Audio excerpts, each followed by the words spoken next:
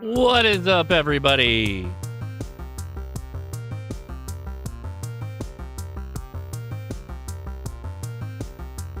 Thanks for coming out to the After Chat. Appreciate you taking the time.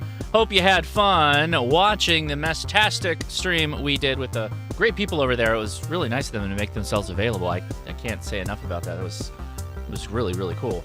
But this is the After Chat. This is where you get to ask your questions just straight up. Like, if you want to hit us up on Discord, we'll be in the voice chat, we'll be on the text chats. It's all questions all the time. It's not just, obviously, we're going to try and hit the Meshtastic questions up front if anyone has them, but it's all your questions. Anything related to ham radio, or even if it's not, we'll try and help you out, at least point you in the right direction. So, with that said, my chalice, my cat cup is empty, so I'm going to grab another beverage. 1 second.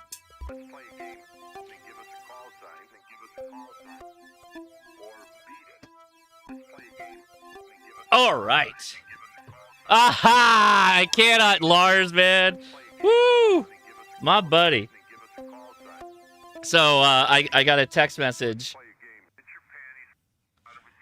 Got a text message earlier this afternoon from Lars. He wasn't telling me he was testing, but he tested with the HRCC VE team. Got his call sign today, so congratulations, man. I'm really happy about that, and I hope you enjoy. I hope you're able. Well, I hope the repeater system and the folks that are on the repeaters are good in Jersey, and I hope you get out of it what you're looking for. So I'm really excited to hear that. So thanks for joining the ranks in amateur radio. All right, let's hop into the Discord because it's probably already popping off. Join the fun that's going on there. So what I did was I went and looked around I got some images of a red brick wall. I was thinking I'm just going to have a brick wall with my logo on it. How's it going, everybody? Howdy, Josh. Hi, Jack. Did any Good of our evening. Very good evening. Did any of our Meshtastic hello. Did any of our Meshtastic friends make it over here? Just seeing if they made it in the chat. Maybe. All right. Well, if you have questions regarding Meshtastic, I'll do my best if we have to walk through it. They may be working on voice and whatnot. But I highly, highly recommend you take the link in the description and go get on their Discord if you have Meshtastic questions. Well, we can help you out. Just think of their server as like the HRCC of Meshtastic, and they can literally answer all questions. So we'll do our best to answer some questions. I can give my thoughts, opinions, and whatnot. But yeah, just consider that, okay? So very good. All right. Could you drop a link to that Discord, Josh? I'm not having luck finding it. Sure. It should be on the YouTubes for this live stream and last live stream. But let me see if I can. No, roger that. That's fine. Oh yeah, it's literally like the first link on the description for this video and the last video. But here it comes. Dropping it now. Dropping it 3 times like it's hot.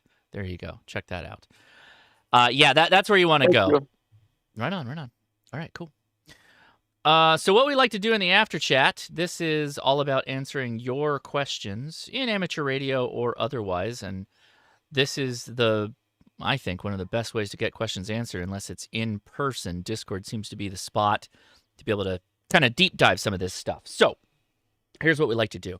If you are new here for the first time and you've never been on here before and you have a question, we'd love it if you came forward and introduced yourself, and you get priority. Your questions get answered first. So anybody out there would like to say hi or ask a question, go for it.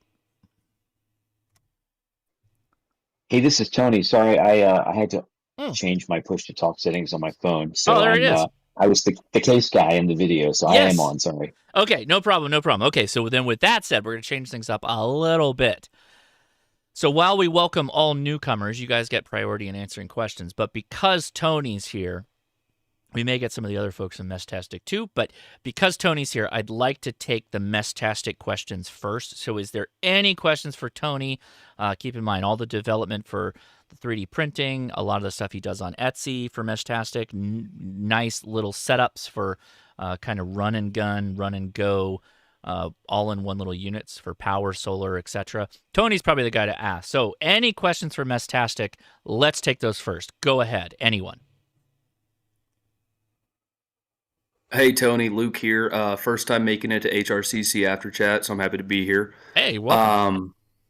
Spent the day hanging out with some buddies. We were doing some Baofeng, setting up Meshtastics, and this may not be a Meshtastic question, but more of an ATAK question.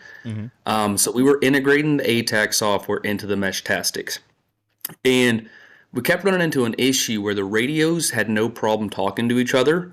We could send messages through the Meshtastic application itself, but when integrated into ATAK, some nodes would get messages inside the ATAK software and others wouldn't. And I'm just wondering if that's something with the Meshtastic or the ATAK side.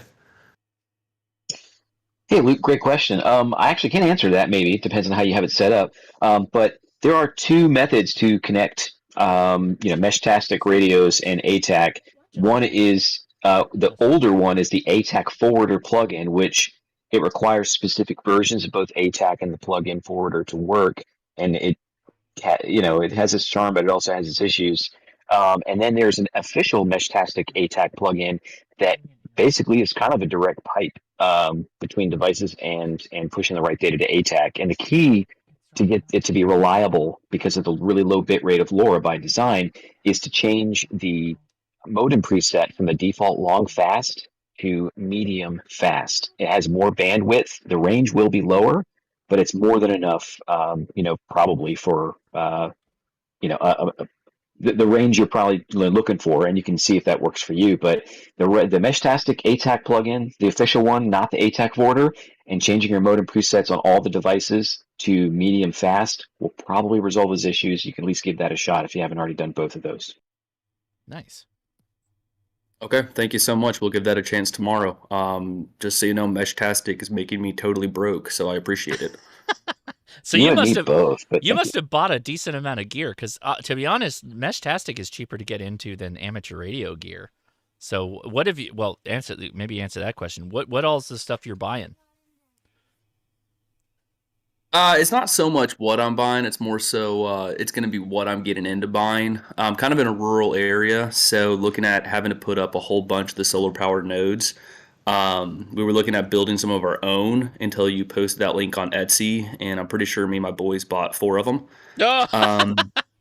Yeah, sorry guys. And then just outside of that, we're just kind of just trying to build up a mesh network in our area and trying to educate people on it. And it's just a trial process. It's not super expensive. It's just, $20 here, $30 there, 15 here. It just adds up over time.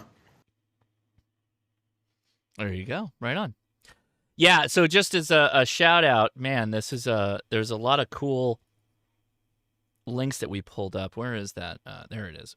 So I think these are just about gone, but Garth makes these. These are the solar units. So it's basically what I was building, but he builds it with the weatherproofed antenna connectors, the battery, the solar, the rack board, all that stuff ready to go, all done without having to assemble it. Which, by the way, you could do a lot of this for sure. You could weatherproof the connections and all that stuff. That's a better seal than the one I got. So I bought one of those. I'm going to use that. But then we also have these really, really cool all-in-one units on. There you go. I'll drop the link for that too on Quirky, or not Quirky. I'm so used to saying Quirky QRP when I think of Etsy, because he's our guy that's usually on Etsy.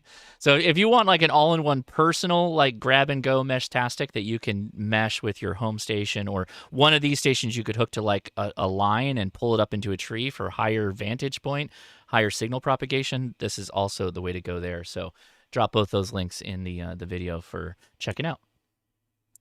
Yeah, and by the way, when you were linking that, you're linking that one product. The thing I was throwing the link out for was Garth's actual store. And he's got several things. Yeah, no, he does. I just know that people were right. Really I get into, it. Yeah. So I hear you though, Don. Thanks for dropping the link for all of that stuff. All right, let's take those Meshtastic questions. So if you've got them, let's take them live. So come now, anyone with a question, go for it. This is Craig. I have a question for Tony. Go for it, man. I'd like to get my wife and a couple of the adult children some radios. They're not technical, and I'm looking for not the least user friendly, but the one that can be least monkeyed up after I get it set up, that they can just Bluetooth into. Is there a product that you guys have had a lot of response for that kind of friendly use for non-technical? Yeah. I mean, for the stuff, like for example, the stuff I offer, I have some pre-assembled devices that are based. They're all my stuff so far is based on the rack wireless 19007 and 19003, which is just a smaller version of that larger one. Those are very battery friendly because I could say, hey, any of these devices are great. They all plug in. They all are small. They all connect to your phone via Bluetooth. But the average user, that's going to be a one-time thing if that's the only device they have, right? So they turn it on and it's connected. The biggest thing for the average user is probably going to be battery life. If they want it to last more than 10 hours or however large a battery you pair with the device you buy, I would recommend the Rack Wireless Meshtastic Starter Kit. And all these things you buy, if you just buy them from the manufacturers, like Josh said in the live stream, they're bare boards, right? You got to pair them with a battery, put them in something, get a better antenna, generally. But the Rack Wireless Meshtastic Starter Kit is the one I recommend because, again, the average person wants long battery life, and they'll give you that for sure. And you don't even need a screen on them if they're going to use their phone. So no soldering required. So it's easy for you, it's easy for them. And I think you just got to put them in a case. So I sell them. You can 3D print them, whatever works best. So that's my recommendation. I don't know if Garth has something else, but I think he might agree with me. Yeah, that sounds perfect. Thank you. Something I'd like to add. So the bundle you're talking about is actually sold out, like on their website, even though you can go into their website and buy the actual modules from that bundle. Just letting you know. You can try the AliExpress. They have an official store in AliExpress. I know not everyone likes to order from them. If you're willing to wait a little longer, I have great experience with them. That's always a backup. Some people forget about that, and I think that's where probably their remaining stock lives. Yeah, I tried to get the waterproof one for my purposes tonight, but it was actually sold out, even though the inventory was showing. Yeah, people, it's really hot right now for sure. Yeah, I think Garth's units are sold out, but there's a number of the other ones too here that you can check out. Yeah, and it's bad timing for me because I have a ton of orders I'm going through. So some of my more popular cases and my fully assembled devices are temporarily out of stock. I have actually radio boards here. I'm scared to list them because I already have so many orders I have to get through. So I would say I know no one likes to hear this, probably like 2 weeks. I'll have more stuff up. Just a recommendation for everybody, click follow shop on Etsy, and then you'll know when there's an update, and then when they're available, you get first crack at them when they come out. So make sure to click that button. And that's probably still faster than getting it. I'm not kidding. By the way, guys, if you don't understand Chinese New Year, China, Vietnam, a number of Asian countries will shut down for like a week, like as in they're not shipping, as in they're not doing business. They shut down. So everybody watching, Gong Hei Fa Choi, Sun Yin Phai Loc, and if you're Vietnamese, Chap Mung Nam Moi. Happy New Year, everybody. You'll be celebrating it, I think it's next week. I think it's by the way, it moves. I will be in Hamcation when Chinese New Year goes down, or Lunar New Year. So my family will be partying without me this year, unfortunately. But it's one of my favorite parties of the year with my wife's family. So anyway, yeah, you probably would still be better off waiting 2 weeks for Tony to finish up his stuff that he's got to do and still be able to get it than wait for the shipping from China and the week off from Chinese New Year. So just keep that in mind. Follow the shop. Yeah, I know what you mean. My great-grandfather was a mining engineer in Manchuria, and Chinese New Year turned into Christmas and everything else because it was the only time he could leave the country. For everybody watching, yes, we do pay attention to the YouTube questions, but first we give precedent to the folks that are on Discord. With that said, anyone else with a Meshtastic question, since we have Tony here? Did Garth join the voice chat? If any other folks are here, questions for them are what we're taking first. So Meshtastic questions, go ahead.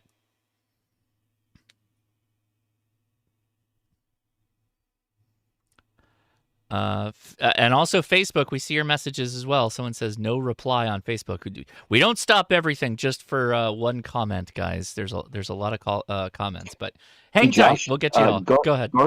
Garth is on, but he doesn't have any permissions. I don't know if you have to give him permission to talk or how that works. Yeah, actually, I should be able to do all of that. Okay, hold on, Garth. Well, so go ahead and ask questions, and I'll sort out Garth right now. Any questions? Go for it.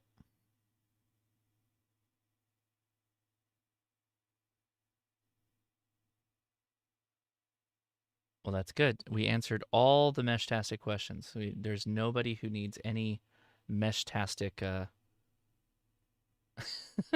Meshtastic questions answered, right? So I am here now, Josh. Yeah, there we go. We got Garth. So one of the nice features that we do have, you can use any device, and there's a managed mode, which will basically make it so that when you're in the app, you can message and use the features that have been configured, but it turns off all of the configuration menus in both phone apps. So if you want to give somebody a device where they connect to a phone and then just don't change any settings and just sort of exist as a messaging user, that's a feature that will work with any of the devices. So there you go. And I'll have more stock this week. I'm out of town still, so I've listed what I know I have parts for, and I should have stuff when I get home tomorrow, and I'll get more stuff listed pretty quickly. Nice. Well, I think there's a couple of people in here that'll keep you busy, so that's awesome. And I think it's cool that you guys have these kits available, because that was the one thing I got when I made that video, and I was showing people how easy it was to solder the screen for the T-beam, and everybody was like, "What are you talking about, soldering?" I'm like, well, yeah, it's not that hard. It's like 4 leads, and they're really huge leads. They're really easy to solder, but nobody really wanted to do that. Now you can buy a T-beam that has a screen on it, and obviously the new Heltec has the screen that's already on it, but for some of them you still have to play around a little bit, but the playing's fun. You can't really screw up that bad.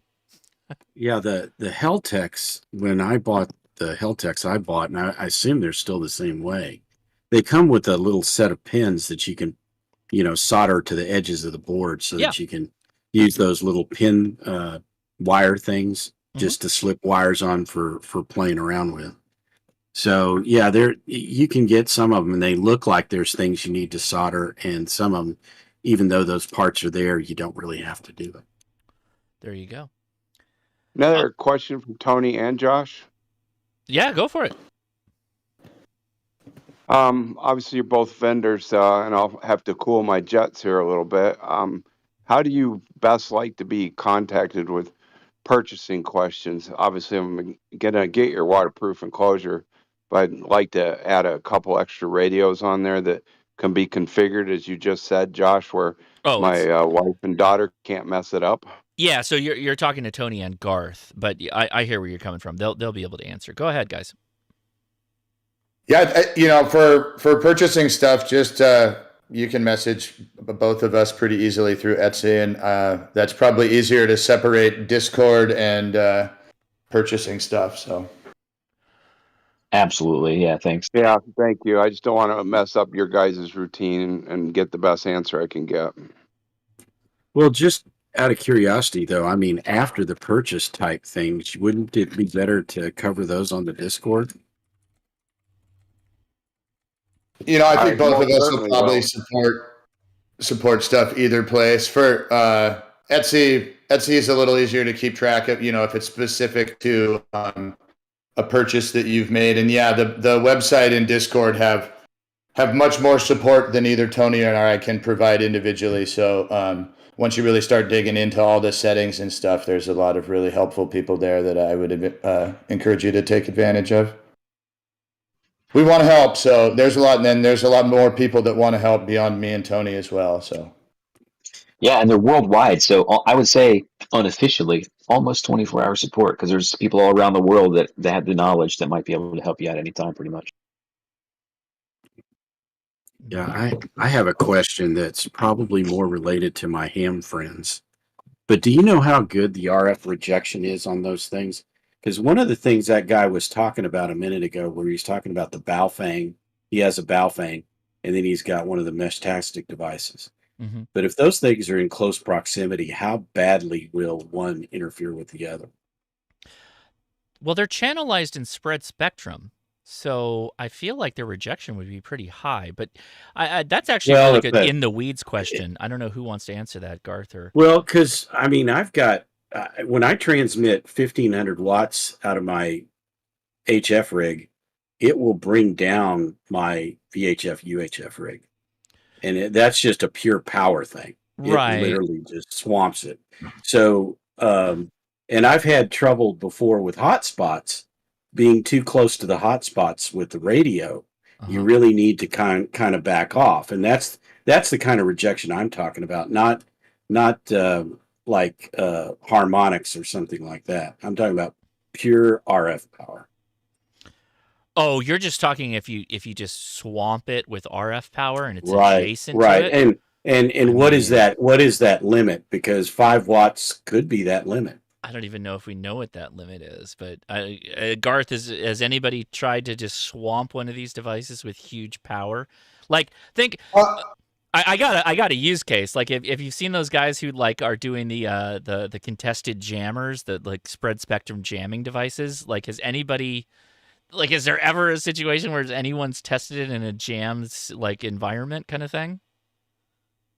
So the only thing that I've heard of in sort of that area is people putting them on their ham radio tower. Okay. Yeah, sure. And then hearing some interference, I believe, on the ham side from the chirps of the LoRa potentially. Okay.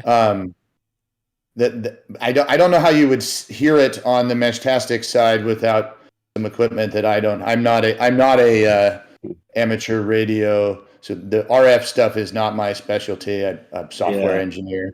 So am I. But the LoRa is, I think.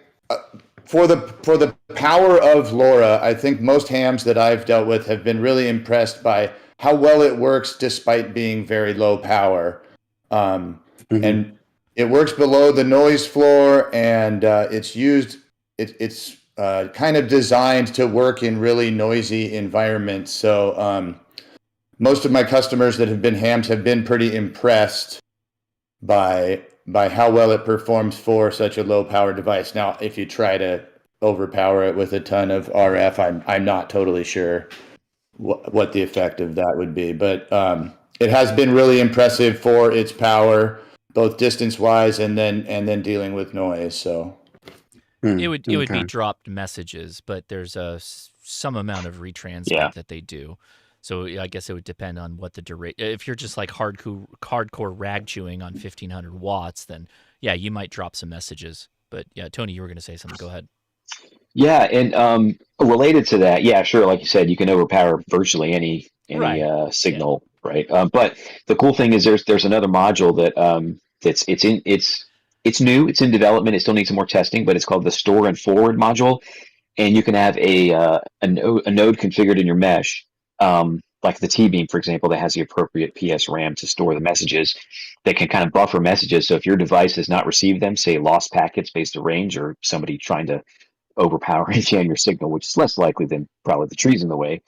But the store forward module can rebroadcast messages up to a certain number of messages that have been received to devices that have not received them. So that's still a work in progress. The actual mobile apps don't yet support that fully, but that's being worked on and tested right now. Pretty slick. I was going to ask that question because that's the hot feature for me as a store and forward system. I think that is like, once you have that in, that adds in a layer of redundancy that is fantastic. That's great. That sounds very Digipeter-ish. Congrats. Mm-hmm. But No, I'll digipeters don't store and forward. They retransmit, and then they hold on to it, and they retransmit X amount of time. So it's in a floating buffer, but it's not the same concept as when you appear on the network. So think about it. If you got a mesh device and you're driving home from work and you hit that mesh and you get associated with that mesh, then the mesh repeater devices or whatever's doing the storing and forwarding, they drop the forwarded messages onto you. That's like peak. That's super, super, like super cool. Like that solves a ton of problems. Yeah, that's like a holding a mail. Yeah. Jody's. It's a mail bag. It's a store and forward mail system, basically. Hypothetically. Yeah, email is probably the system you use that uses store and forward most commonly. Yep. Question, is that, Josh, are you saying that's stored locally in the software or stored in the mesh? No, so I think Tony mentioned some of the devices. Now, of course, everybody keep in mind, Meshtastic is running on devices that aren't like designed for Meshtastic. They're leveraging the capabilities of these devices to be able to do what it does. And some of those devices have enough memory in them that you could store those messages locally. And then as meshes come into the network, new devices or devices, probably devices they know, they would be able to then download those messages that they missed on the first shot. So if anybody didn't catch this, when you're all meshed up and you send a message, it goes out to everybody on the mesh. But if there's a mesh that's like oftentimes on network, but sometimes they're gone and they disappear for whatever reason and then they come back, it would be nice that you could catch them up on the messages that have been sent since they were last on the network. And that's a possibility of store and forward. I'm not sure that's exactly how they're planning on implementing it, but that's one way you could implement it. Yeah, that's really something. It's maturing this into what will be a very, very popular system. Oh yeah, that adds a ton of capability. Hey, real quick, Dawn, if you check your direct messages, I found a technical document about the LoRa waveforms and like different wattages and stuff, and about the blocking rejection and RF rejections. I sent it to your direct messages on Discord. Oh, okay. All right. Thank you. Would you send that to me too, brother? Craig. Yep, check your DMs. There was a question in the YouTube chat, which we'll take because it's a Meshtastic question, then I'll let the other one go. How does encryption work with Meshtastic? Aside from it being encrypted, if you make it that way, is there anything you guys want to mention as developers in that regard? Yeah, it uses AES 256. I don't mean to get ahead of you, Josh. I answered that question just seconds ago. I know you dropped the link, but chat. Yeah, I know you dropped the link, but I figured it would be nice if we just got like a voice answer for the Sure. content. I'll actually defer to Garth on that one if you don't mind, Garth. So I guess, is there a specific question beyond the type of thing? I guess I took it as kind of a user thing. Like how confident should people, one, be in the encryption, and then how easy / difficult is it to set that up? We didn't get to show it on the live stream, but I would tell you it's easy to set up. But what are your thoughts, Garth? Yeah, so I mean, in both phone apps, you can basically have it auto-generate a key. The best way to do this is to start with one device, do all the configuration, and then you share a QR code or link to the other devices in the mesh, and they'll get set up with the encryption keys and the LoRa config that will allow the devices to communicate together. Like Josh was saying, we are using dev boards for a lot of things. So if there's a security risk right now, I'd say is that somebody physically takes possession of your device and has a Python API, they can get in there and connect and see your information. So currently, physical access is a security risk, and then the DMs are encrypted by the primary channel key.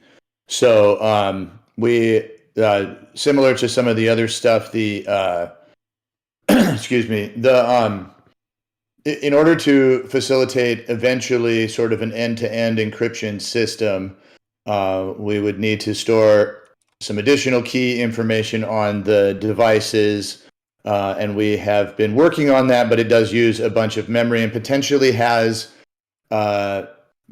impacts the size of the meshes available. So we have not sort of solved that. We have some open polls, and there's been a lot of discussion on that. So I think if there's a catch, that's the one right there, is that the direct messages right now are encrypted by the primary channel's keys. So if you're on a mesh and you don't trust the other users on your mesh, that could potentially be an issue. And if you want to have a private channel, creating an additional channel that's kind of a talk group, the ham radio phrasing there, but yeah, having a single channel that you share amongst the people that you're trying to ensure, if you want something to be really secure, creating a secondary channel and then using a AES 128 or 256 key is the most secure. I had some difficulty creating a secondary channel in the TDEC. I couldn't navigate to the secondary channel to send messages on. Is that a limitation with the TDEC? The standalone device secondary channel interface is under development. Okay. Right now. So the UI of the TDEC is improving rapidly, but not as robust as we'd like right now, I would say. So I mean, guys, that's the other good thing about this is active development. So the last time we did a check-in video with Meshtastic was over a year ago, and it's come a ton. Like, it's come a huge amount of distance since then. It's only gotten better. There's better hardware. There's better equipment. Tony, you're going to say something. Go for it. Oh, yeah, sure. I was going to say devices that use the card KB I2C keyboard, like the messenger device that I made. It has right now it has a tab key, right, that the TDEC does not have, like a regular keyboard, which allows you to change channels and send DMs to specific users in specific channels. It was recently added, and the intent is to try to find the right key on the TDEC keyboard to have that functionality as well. It's a rather limited keyboard compared to the card KB. There's just not a lot of extra functionality. I suggest user roller button up or down. That's what I suggest, right? Because that's not that little attached to trackball's anything. finicky. I know. Well, it actually is. If you set canned preset messages, the up and down actually scrolls through them, and then you press the trackball or press the enter key or whatever you have to, keyboard wise, and it sends them. And the nice thing about having the tab key on, like the card KB, like my messenger, I can hit tab, and I could hit up or down, choose a canned message, then hit tab and choose the channel, and then the user I want to, or the node I want to send it to. So that functionality is there. It's just the TDEC keyboard, layout is rather limiting. But we're working on a solution for that. Oh, I love it. That's so cool. I love that you guys. I just love there's people out there that are passionate about this stuff and doing really cool stuff. So again, the TDEC, I'll show the keyboard for anybody. That's So there's that. I think there was a question in the Discord. Otherwise, we got a number of questions on YouTube. We'll take. Go ahead. So I'd just like to amplify this question if you have asked it in the YouTube chat. So some of us have access to tower sites and repeater sites and would like to add a node to sort of act like a repeater for anyone to use. Is there a way to set up a node like that forwards any message it receives regardless of what channel? So it will be for the LoRa config. So if you did if you wanted to get sort of everyone that's using or the most people that are using Meshtastic, you'd use the default LoRa config essentially, and then not have any keys on a repeater role device, and that would rebroadcast any channels, encrypted or not, that are on that same LoRa config, which honestly 99% of the users are using the default LoRa config.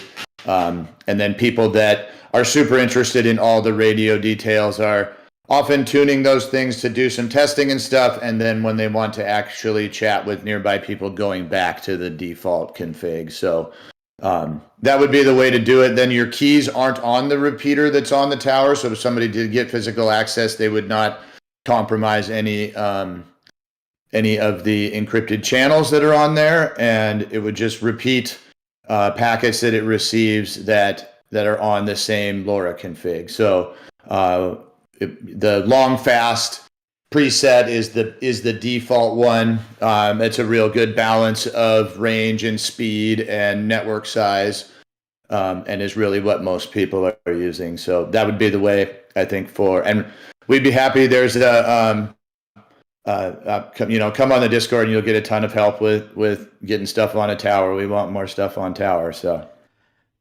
for everybody that just said, well, bought a T-beam, I saw this chat. Just ordered a T-beam. Should have known this stream was going to cost me. So here's the thing. You might not be done yet because you got to have another side to communicate to. And unless you got buddies that are all going to buy them, keep in mind that while you may have a T-beam in your home that you can Bluetooth with, because Bluetooth has a limited range, right? So you got a Bluetooth to it. Then you might also need another T-beam or some other device higher up to get your propagation out to be able to communicate between those LoRa messages back and forth to the home node, to the repeater. I call it the repeater, but that use case. I was jokingly saying you should buy 3, but honest answer is you should probably buy 3. Josh, I was the one that just ordered the T-Deck, and I already have multiple T-beams, the rack wireless WizBlock, and 2 Heltec boards. So we'll just throw this on the pile. I realize your name in our Discord is not the same as how you show up on YouTube now, so I got it. All good. I have a question about the WizBlock thing though for our Meshtastic friends though, but I don't want to get out of queue. Jump in. Go ahead. You already got it. You got the conch. Go ahead, take it. All right. So one of the issues that I'd noticed with the T-beams, and it has improved with firmware updates, is that when they would go into sleep mode, they were super stubborn sometimes about waking up. It's definitely gotten better. I ordered the WizBlock thing with the intent that it's going to live in a place that may not be easily accessible. Can that device be left to its own devices and it will just function, or is there concerns about it going to sleep and not waking up? I did some searching through your Discord about it, and I didn't see any mention of that. Yeah, they do much, much less sleeping than an ESP32 device.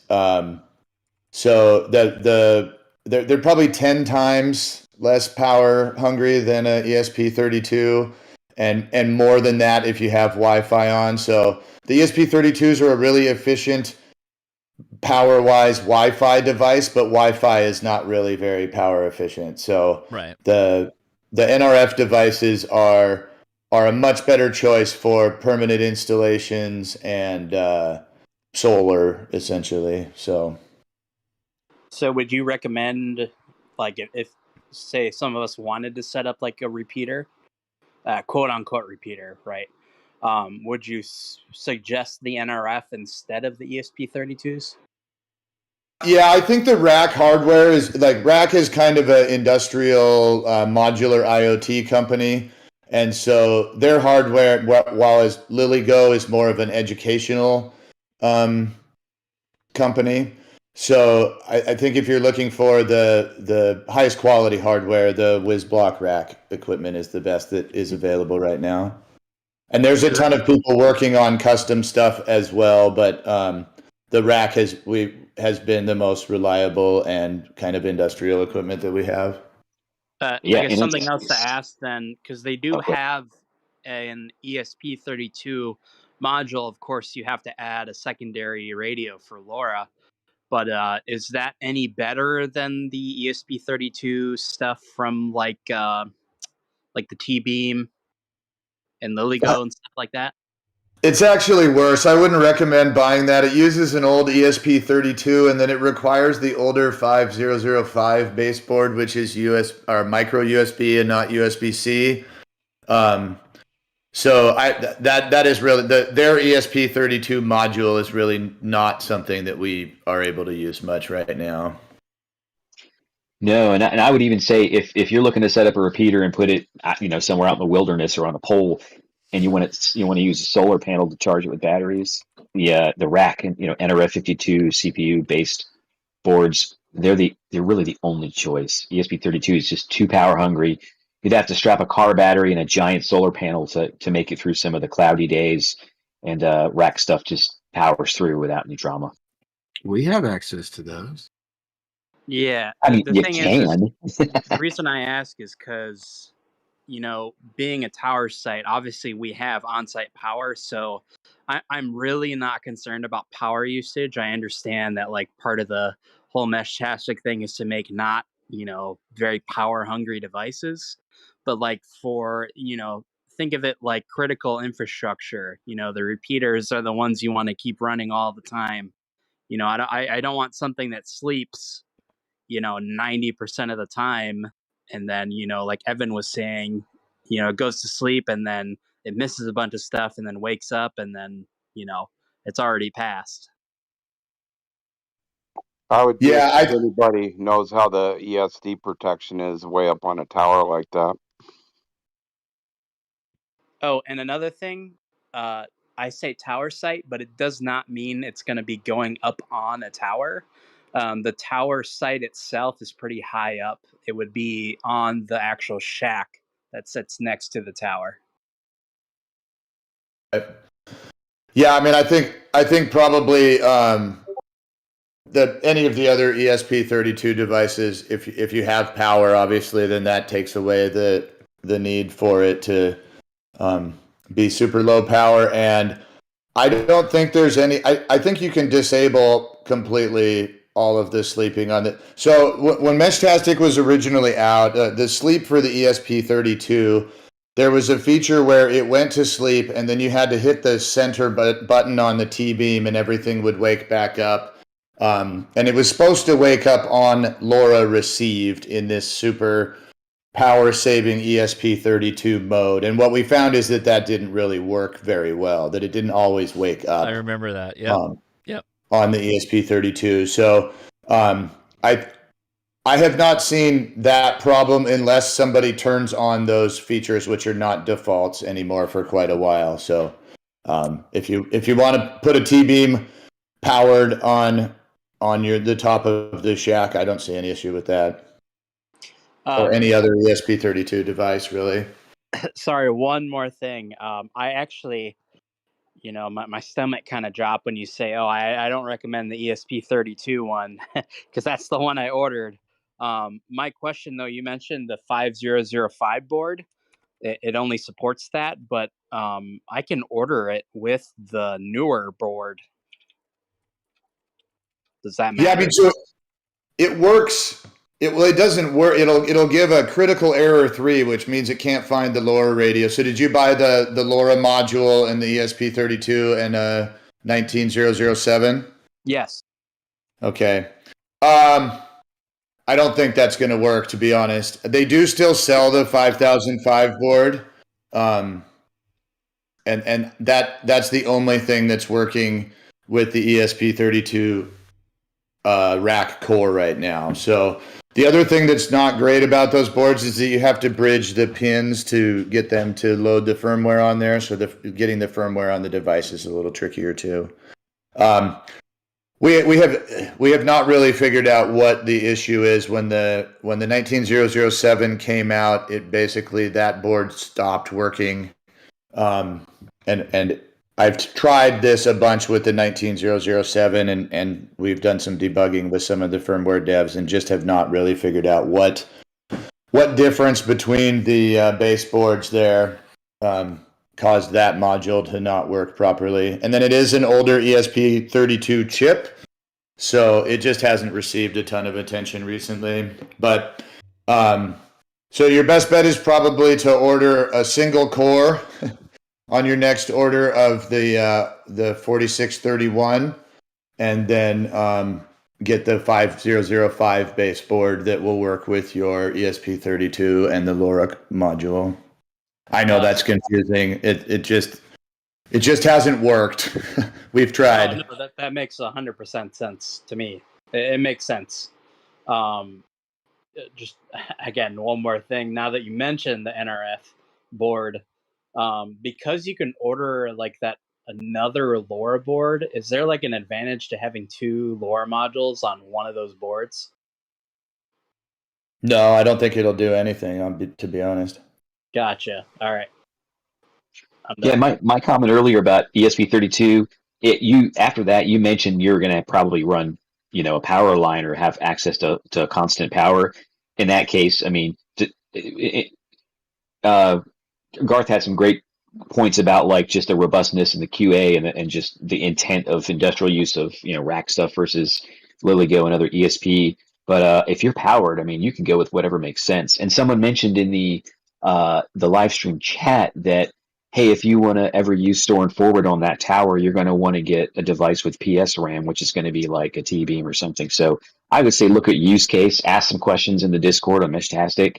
You'll get a million great answers and some good tips to consider, I think. Gotcha. Thank you. So those of us with older T-beams, do we need to repurchase them? I mean, have there been that many hardware changes that, like, I think I've had mine 1.5 years now? Do I need to replace those, or is it just a firmware upgrade? It's just a firmware upgrade. I think in the last, say, 8 months or so, one of the things that we found that really has improved message deliverability is the 1262 radios that have a little bit more power, so 22 versus 20, and then the RX boosted gain on those radios. And I don't know what the underlying magic is there, but I do know in some places that I test, it does a better job of getting through trees and obstructions, and just kind of more messages get delivered with the newer radios. So if you're struggling to get communications in an area, then you may look at upgrading to some devices with the 1262, but you can flash those devices with newer firmwares and test away. Yeah, it wasn't. My problem was like what Evan was describing, where it just would, and it would happen quick. I would be over getting one working and trying to get that one, working, and then I was able to interact with it with my phone, and then I would go and start to work on the other one while this one went to sleep. And then it wouldn't wake back up when this one sent a message to it, or sent a message out. So I was only seeing the one message. So that was the thing I was having. And if that's been fixed by firmware, then I'm good to go. Yeah, that's not the default anymore. So you'd have to intentionally turn that behavior back on. Okay, very good. Right on. Cool. All right, let's if there's some more Meshtastic questions, let's take them. Otherwise, I probably got some on YouTube I could probably grab. Hey, this is Tom. I got a basic question. Go for it, Tom. So for all these devices, is there a difference between any one of them, or are they all just different companies doing the same thing? No, they have differences. Go for it. So Semtech makes all the radios, I guess, if that's part of the question. So there's kind of two pieces. There's the microcontroller that is operating the radio, and then the radio itself. And one company makes all the world's LoRa radios, basically. So the radio chip that's on these boards is either most of them are a 1262 radio at this point, and then there are some other models. There's a 2.4 gigahertz sort of worldwide model that is available and potentially has a little more bandwidth, and then depending on the only other sort of radio differences is the boards with 433 for ham use are not necessarily convertible to 915 and back. But yeah, they all kind of use the same radios and then operate on a few different microcontrollers. So we now support the Pi Pico microcontrollers. We actually have some pretty intense development going on right now to support native Linux. So some of the things like the Pine Dio USB LoRa module are being worked on, as well as some of the Wave Share Raspberry Pi hats and things that you can build a pretty good Meshtastic device now with a Pi 400, thanks to Jonathan Bennett from Hackaday, who's one of our big contributors. So there's quite a bit of hardware diversity now, whereas the project sort of started out running on T-beams because it was such a novel all-in-one device. So which one would you guys recommend to get started in? T-beams, Heltech's, rack? Like, I've been trying to get into this, but there's just so many things that aren't poking out at me. So what would you guys recommend? I mentioned during for a finished the device, or you want to tinker? Ask that again. Do you want a finished device, or do you want to tinker?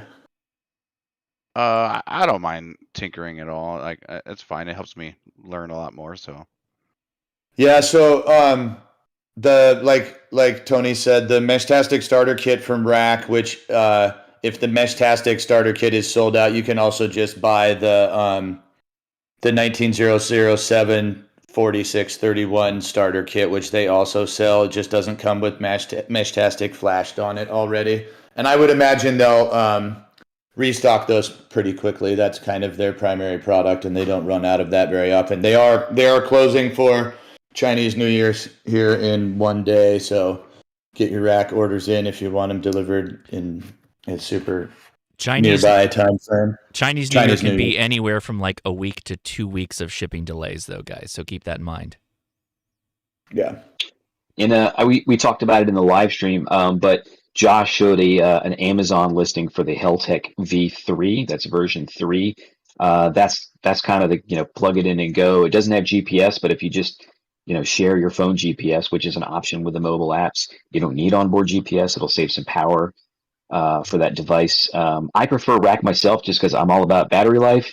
But that Heltech V3 is probably my favorite little cheap board. It's $25 on Amazon. It's cheaper from AliExpress, but again, by like $8. But you don't have to wait forever. And with Chinese New Year, it's even longer. So if you just can't wait, you got to get a couple today. Grab a couple of Heltech V3s, and later on, get yourself some low power Rack stuff. When you learn a little more and you get some experience, not that you can't do it now, but just because of the availability, and they'll all play together just fine. So you won't be wasting any money getting some other boards in the near term if that's what you want. okay, that's I guess that's what I should have asked. That's kind of what I was looking for, was if I get one and then switch and get something else, they're still gonna talk. So cool, thanks. Right on. Yeah, don't just get one, get two. You probably should get three. And do check your do check the frequency. In North America, you're going to want the 915, and the 868 for the UK, or well, for Europe and a lot of places, and 915. It's the same radio. It's just a slightly different tuned antenna. So if, let's just say, all you could find was an 868 megahertz device, you can use that in North America because it's a software setting in the Meshtastic app and the firmware, to change it to 915. The antenna just won't be performing as well, but you can still use that device in 915 megahertz in North America. And then just swap out the antenna? Yeah, I'd recommend upgrading your stock antennas anyways, because they'll work, but you're just not going to get the range you're looking for unless you spend, like, say, another $10, $15 on a better antenna. So in the time that you all had that discussion, I flashed that new Heltech board that I've never touched before with the firmware and got it set up on my crypto channel, so the full AAS crypto channel, and fired off a message from my T-Beam into it, and it's on my iPad with my typos included. So yeah, that's like no problem. It's like that easy. It's that easy. It's done. So and then you take what I did, where I took a screenshot of the QR code. So you just go to one of the tablets or phones. So you probably do need a tablet or a phone or two phones or whatever. It makes it really easy. As Gar said, you load up all the channels you want, and then you just share that QR code with all those channels, and you just screenshot it with all the devices connected to that unit. And you could go through a batch of all these units. Those are 4 different all Meshtastic devices that are connected together right now. That was done the exact same way. That's all I did.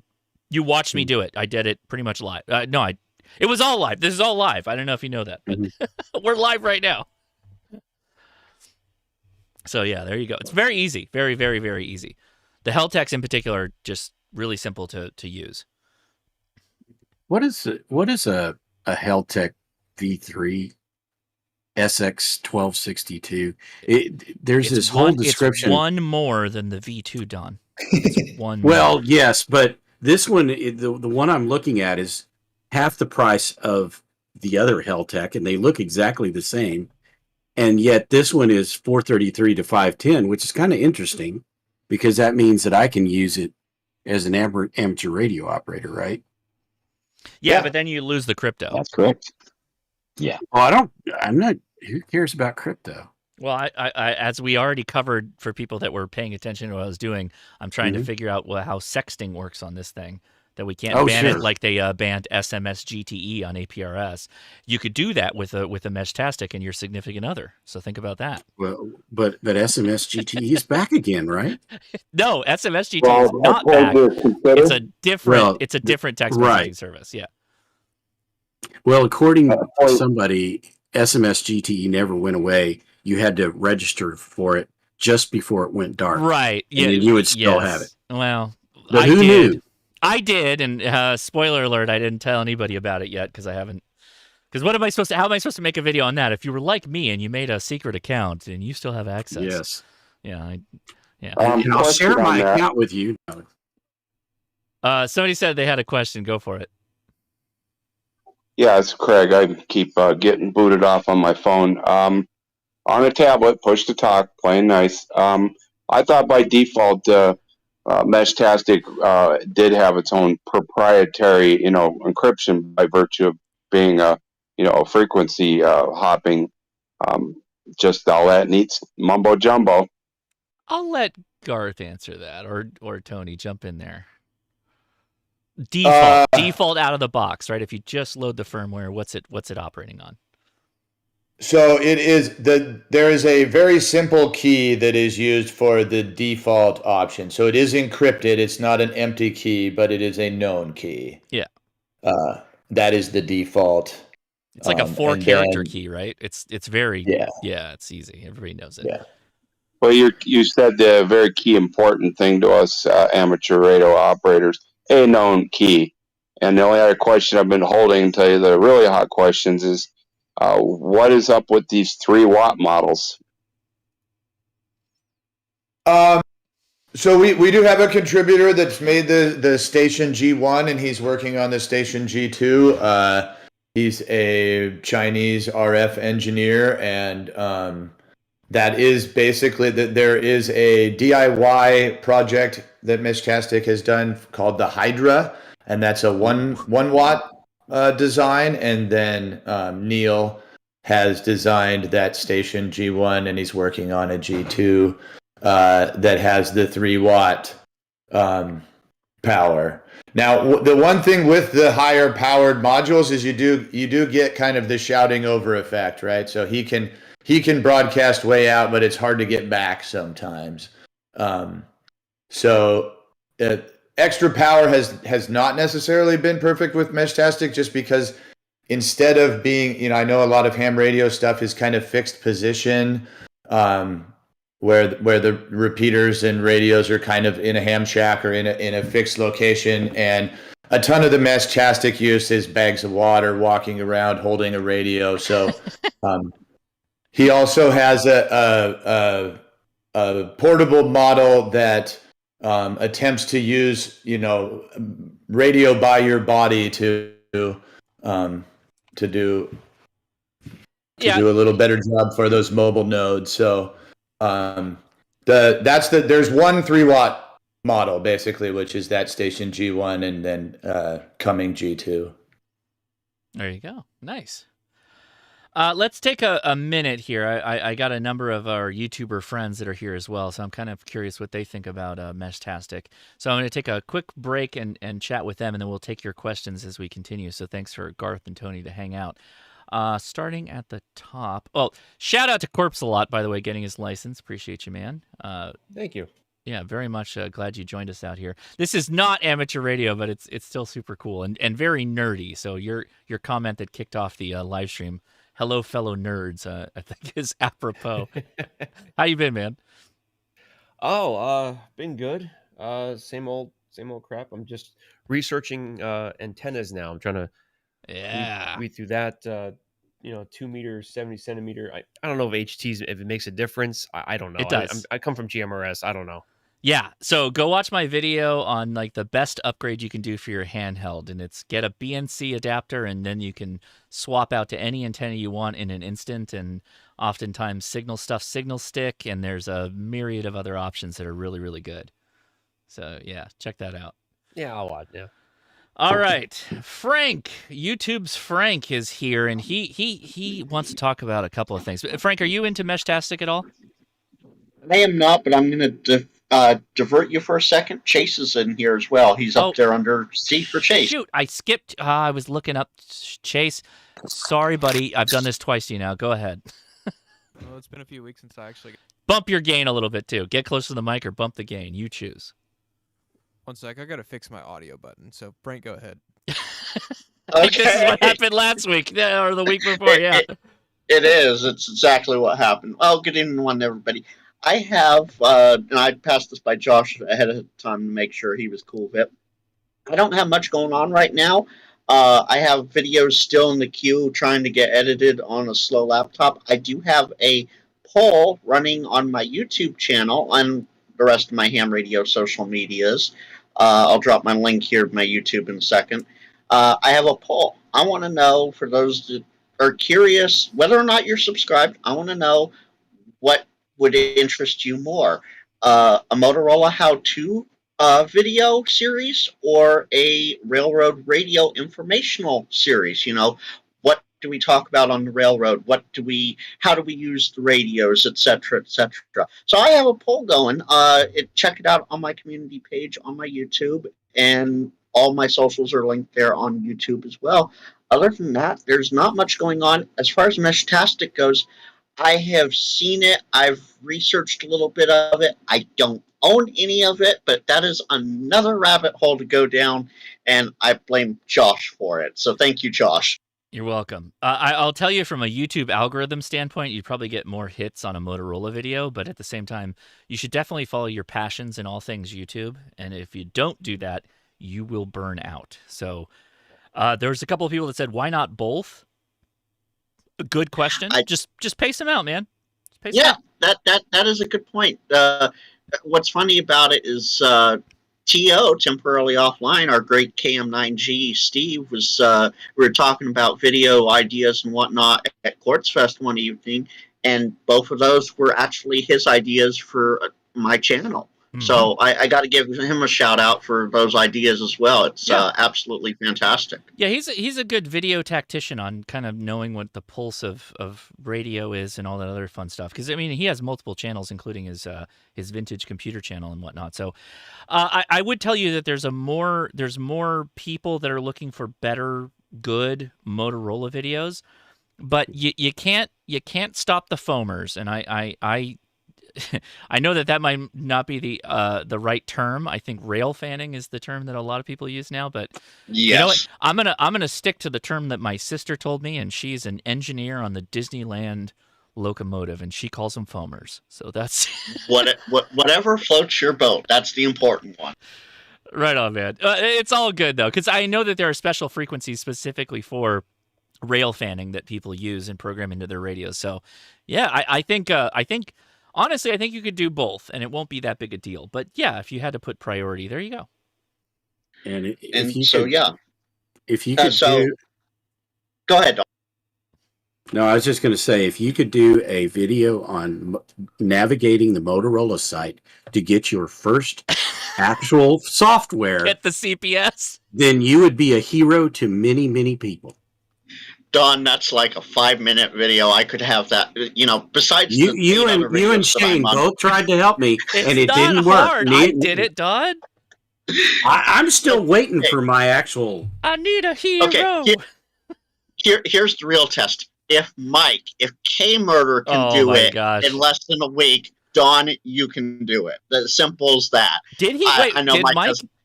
No, but I'm just saying. Whoa, Hey, leave me out of this. We'll get to you in a second. Yeah. So yeah, feel free, go over any of my social medias, Ham Radio Wilderness with Frank KG6NLW. I dropped my link here in the live stream chat. Please take the poll. Let me know what you want to see most. I'm seeing the comments here and I'm loving them, but take the poll, please. Yes, please take the poll. That's the only way we get real metrics as amateur radio engineers. That's what we know. Chase, did you sort out your audio kerfuffle? Yeah, I keep setting the keybind to something that like puts a bunch of check marks or something on to duck your audio message 30 dB down. Well, no, the keybind, every time I do it, am I clipping right now? A little bit, and you're still a little low. You still should bump the I gain don't know how probably to about fix the 10 dB. low. I don't know how to Either fix get that. closer or amplify your mic gain. Yeah, I don't know. Hopefully that's better. I can't get it to change any bit without clipping. Do as they do in ham radio and just talk louder. That's the other option. Well, now that I'm talking louder, it's clipping more. Like on my interface, it's showing I'm clipping. No, you're fine right now. Okay. Yeah. So, haven't really been doing a whole lot. Just been pretty busy at work, and last couple weeks before Hamcation, so got the whole week off next week, and try to knock out a couple of videos before I leave. Yeah, nothing crazy. I have been working on a video about a random wire antenna that I built.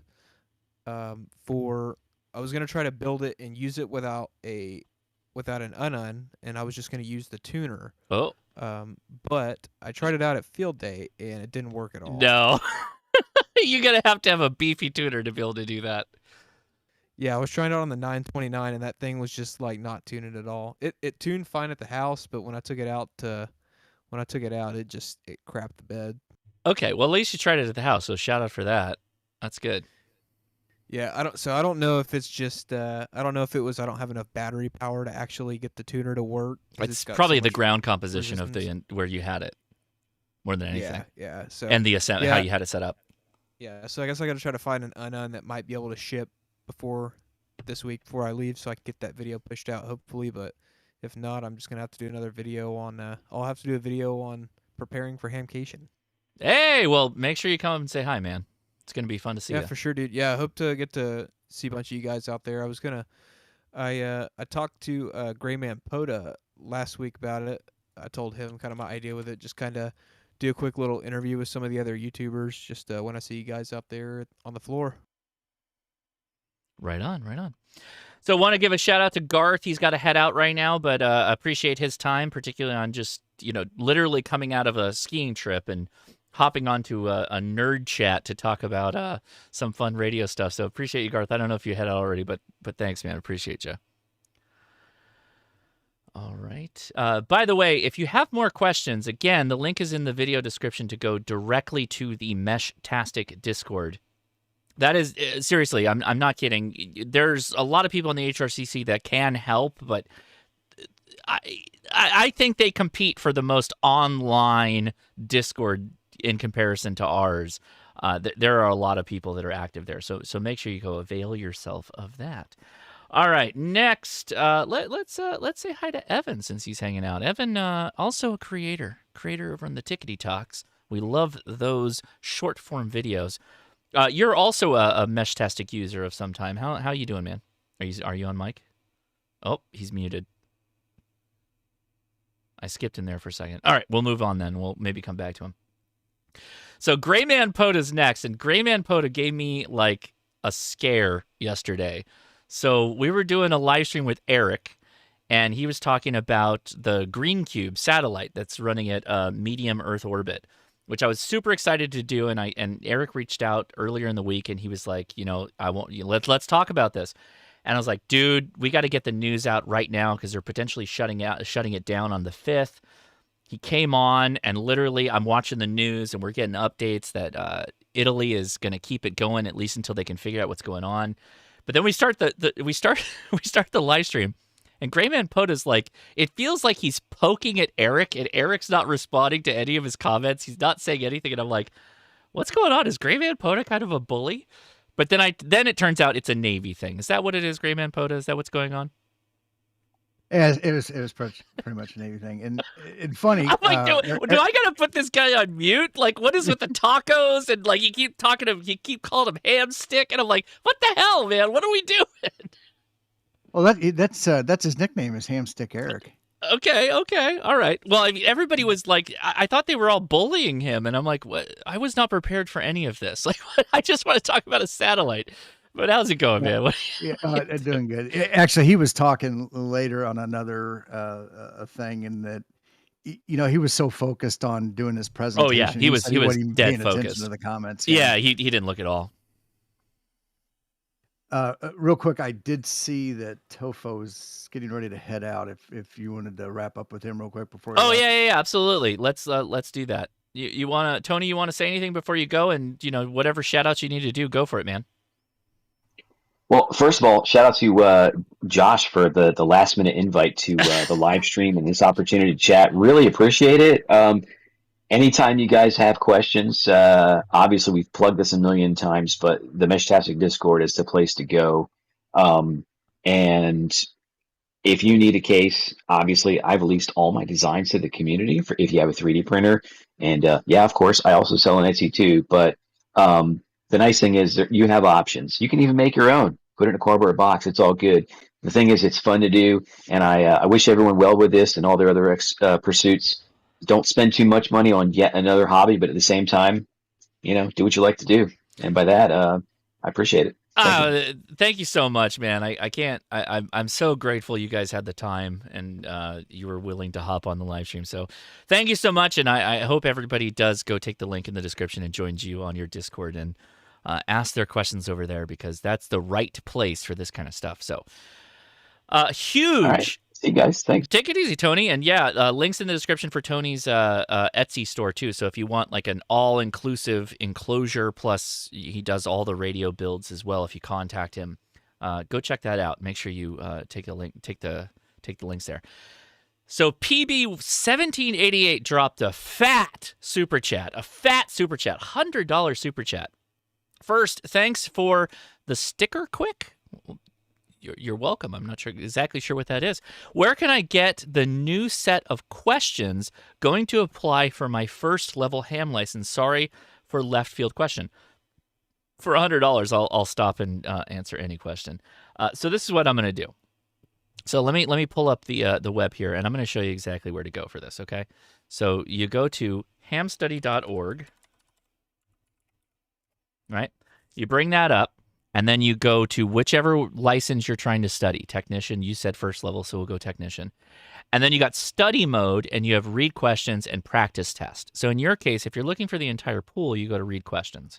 And then up here, you can literally change this drop down to whatever sub-element you're looking for. So sub-element 1, there are 67 questions. Sub-element 2, 36, etc. So let's go to sub-element 1, and I'll just randomly click sub-element 1T, 1D, and there you go. So with which countries are the FCC licensed amateur radio stations prohibited from exchanging communications? And it's A, any country whose administration has notified the International Telecommunications Union, the ITU, that it objects to such communications, which I think is North Korea, and I think there's like one other that might qualify for that. So hopefully that helps. I will I'll go back up a step here. So I'm going to grab hamstudy.org for you and drop it in the chat. And my goodness, thanks for your generous super chat. Really do appreciate it. Thank you so much. And I don't know why there you go. Now it's back. Okay. Right on. All right. Going down the list here to our friends on the YouTubes. Who is next? So Grayman Poda. Looks like oh my gosh, we got K6ARK, man. How you been? Are you there? I am here. I'm mobile right now, but making my way home from a friend's house, and figured I'd pop in. I missed the stream, but I'm looking forward to getting team replay. Go ahead. I haven't talked to you in a minute, man. How you been? Just working my butt off. Day job's been keeping me busy, and we also have Mountain Rescue reaccreditation the first weekend of March, and I am the vice president and training officer for the team, so that falls on me for coordination and getting all of our training to speed for that. So I've just been really busy and haven't even really been playing with radios a whole lot. But couple things to note. I did recently, thanks to Thomas K4SWL, an MTR5 that I sent you some photos of. The 5 banders cover 40, 30, 20, 17, 15, and are pretty much unobtainium. They're really hard to find unicorn radios at this point. And Thomas found one for sale, sent me a link, and I picked that up. So that was pretty dang cool. I know I think you were sending me, was it you or Red, Summit RF? I can't remember, sending me photos of one. Oh no, we lost him. Just like a CW operator, just fade out. Adam, I think we might have lost you there for a minute. He's laughing. Yeah, the cellular covers in. I heard a 5. Is it a fiver? Is it a fiver? I need the rest of the signal report. Oh, we might have lost. I'll jump back in when I get home. I'll be home in about 5 or 10 minutes. All right, man. We'll talk to you in a minute. Yeah. Adam sent me a picture. He got a very rare Mountain Topper 5 band. I think that's what he was conveying there, in a colorway that doesn't exist. And hams, particularly the Mountain Topper variety, they love interesting colorways. So appreciate you, man. If you hop back in there, feel free to come back to where you were talking before. So that means it's 1 K at MRD, the K-Merds, as we call them in the household, the K-Murder. How you doing, man? Man, I don't have any idea what y'all are talking about on this. Would you believe that? I was curious. So, to be honest with you, Mike, We're talking about ESP32 and PS RAM. Man, Mike, I just want to push a button and talk on the radio, damn it. When I saw you in the chat, right? When I saw you in the chat, you hang out in the YouTube chats often and you talk with people. And, and I was like, I'm wondering if he'll come to the after chat. I'm wondering what's, because this is not normally your bag. I know that completely. But the fact you're hanging out, I'm like, wow, this is fascinating. So, yeah, what have you been up to, man? How you doing? No, I'm well, thank you. Hope you are as well, and your family and all that stuff. Yes, sir. I've been catching up, making videos because I was in Galveston for 5 days, so really 6 days because you got to spend a day packing and preparing and all that crap. So I've been trying to crank out videos. I've got everything for next week set, I think, but I've got to wait. I've got to wait for something to dry to make a video tomorrow that I'll post Friday. But then, because, dude, I thought Hamcation was in 2 weeks. No. And then it's next week, buddy. I posted a video in my Patreon, and KM4ACK calls me, and he's like, "You realize Hamcation is in 5 days, right?" I'm like, "What?" Yeah, man, we're rooming together. So I'm like, did I schedule it? I opened my plane, my airline app, and I'm like, okay, I got it scheduled for the right time. I got my times all mixed up. So I'm trying to crank out some videos. Exciting bit of news that I'm just going to tease. I may or may not have bought a new radio, a new HT. So it gets here Monday. Is it an expensive HT? It's not a Bofang. Okay. Put it that way. It's a Motorola, isn't it, Mike? Yeah, right. Is it a Kenwood D75? I'm not going to say what it is. All right. We'll all wait to see. But it does digital functions, and it does other things. And it's really easy to use, and I'm in love with it, and it's rugged. So, well, then I don't know what you're talking about. You mentioned 3 attributes that I don't know about in ham radio that have that. So yeah, please bring it to Hamcation. We'll take a look. Oh, I'm definitely bringing it to Hamcation. But Made in China? Oh, I'm just gonna say I bought a. It's made. It is made in Asia. It is made in Asia. Okay. So other than that, I built a new battery box. You believe that? Yesterday, I never saw this coming. No. a 100 amp hour battery box. Wow, that's a big one. Out of a Harbor Freight 3800 case. Okay. The Apache. Full size 100 amp. The Apache. Well, that's the. Yes, it's a full. Well, it's a small 100 amp battery. Oh, the half amp. Yeah. I have the video on the battery will be out Wednesday, and then I think maybe the video for the battery box will be out Friday, among all the other hamcation crap that we'll be doing, because we'll be full throttle. What does Josh like to say? All gas, no brakes. All gas, no brakes. Push the throttle Yeah. all the way to the limit and break it off. Yep, that's what Hamfest be like for a YouTuber. Mm-hmm. Yeah. So that's what I've been doing. But yeah, I guess I'm just incredibly bored tonight because I'm literally waiting for JB Weld to dry. Nice. So this topic is slightly more interesting than watching JB Weld dry. Well, that's for good. me. Yeah.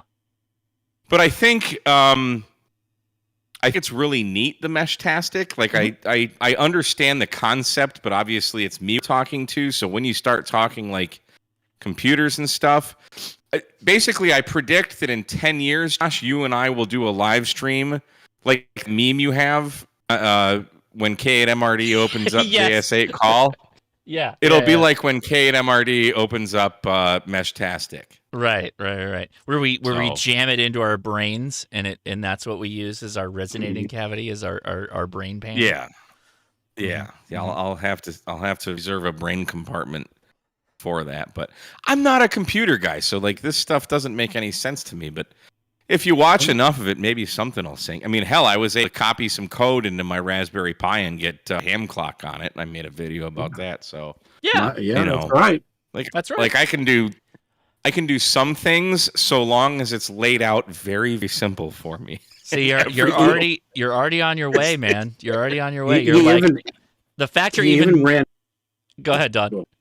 Well, I was going to say he even ran make and compiled code. So there you go. Yep, Oh! I typed it myself. You didn't even know it. Like if you're already dipping into Raspberry Pi, that's like the gateway drug of super nerd. Oh, dude, I've had Raspberry Pis for years. Oh, dude, you're just fronting. You're fronting right now. That's what we call it. You're nerd fronting. Yeah, I wish that were the case. Josh, you know, I know that is a bunch of crap. I know.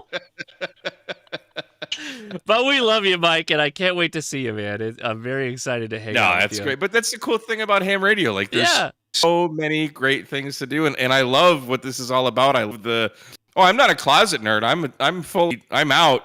Yeah, absolutely. You're I just am a a different nerd. kind of nerd. I You're always just a have different been. kind. Yeah, just a different kind. I'm a sales guy. You know, like I don't have all that book learning. I know you I love didn't- boats. none of it- You- none you- of this you love stuff schooners. interested me. You love schooners. You're a Yeah. big boater. You're all into sales. It's I not know, a I know. schooner, it's a sailboat. Oh, speaking of which, it is pronounced conch, Yeah, not yeah. conch. Yeah, you shut your Don't mouth even when you're try talking and to me. troll us with that. It's conch. It's conch. I'm dude. from Florida. I have dove and picked up many a conch. I've eaten a lot of conch chowder and conch fritters. Yeah. You may have watched the revision of Lord of the Flies when they said Yes. you can't talk unless you're talking to the conch. Maybe that's what you're referring to, but Okay, cool. you know, Huntsville. I don't want another Huntsville incident. I just want to clear the air. So it's conch. So my wife. Oh my God, they're delicious. My wife. Oh yeah, we eat conch. No, go inside. Okay, go inside. I I'll want be to in a come little through bit. this Go. microphone and smack you. We like Asian delicacies. They definitely eat some conch, and conch is good. It's really good. I know you keep calling it Stop conch. saying I that. don't even know what you're talking about. Conch, like the sound that a caveman makes when they slam you in the head with a club. Conch, conch, Like Conky from Trailer Park Boys, but without the E. Conch. Conky from Trailer Park Oh my Boys. God. Come on now. Yeah, you don't watch Trailer Park Boys. Oh, are you kidding? I've watched every season and all the movies. All of them. So you know it's Conky. Conch. It's Conch. It's not Conchy. You and I are going to fight in this hotel room this weekend. There's going to be a fight about how you say the name of a crustacean. We're going to have an APRS conch battle. We have a conch make battle. sure you live stream it. Make sure you live stream. It'll be at 2 a.m. Eastern. I don't know about we the need to Chinese get one word. of the ham radio places to sponsor this, and you guys can do it right there on the floor, right in front of our booth. The wildest internet thing that I ever went to is I had this guy tell me that like his ninjutsu skills were greater than me if I had a knife. Like he could fight me barehanded with his ninjutsu skills, and if I had a knife, he could disarm me and like kill me with it. And I went, I've got pretty good bow staff skills. So I will tell you. Says that it's go ahead.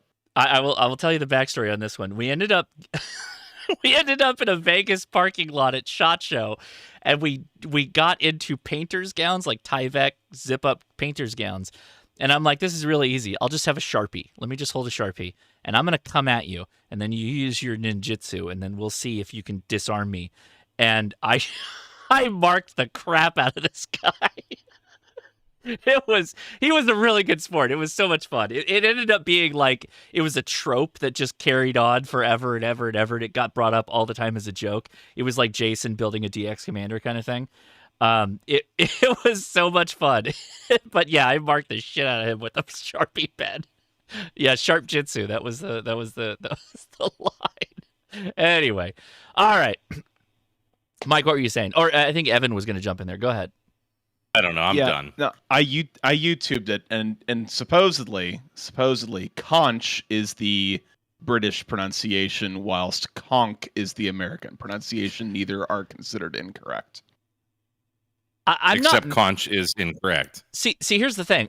I'm not mad at Mike saying conch. I understand what he means, but the fact that he's getting upsetty spaghetti about me saying conch is like, oh, okay. Oh, I'm sorry. You think I'm upset? Now you're gonna fight me in a. You wait till Thursday. You wait till Thursday, Mister. This was it. Not the snoring. I'm not upset. Not anything else. It was. The snoring is a whole other thing. By the way, it just compiles with you. See, I use the computer word, compiles. Very good use of computer word. I think that I might have cracked the nut on that one. By the way, we'll see. You'll be my verdict on how loud I snore this time. I think I have a solution. I think I fixed it. Maybe we'll see. I pray to my geocron that your ham clock that is true, and my ham clock. Indeed.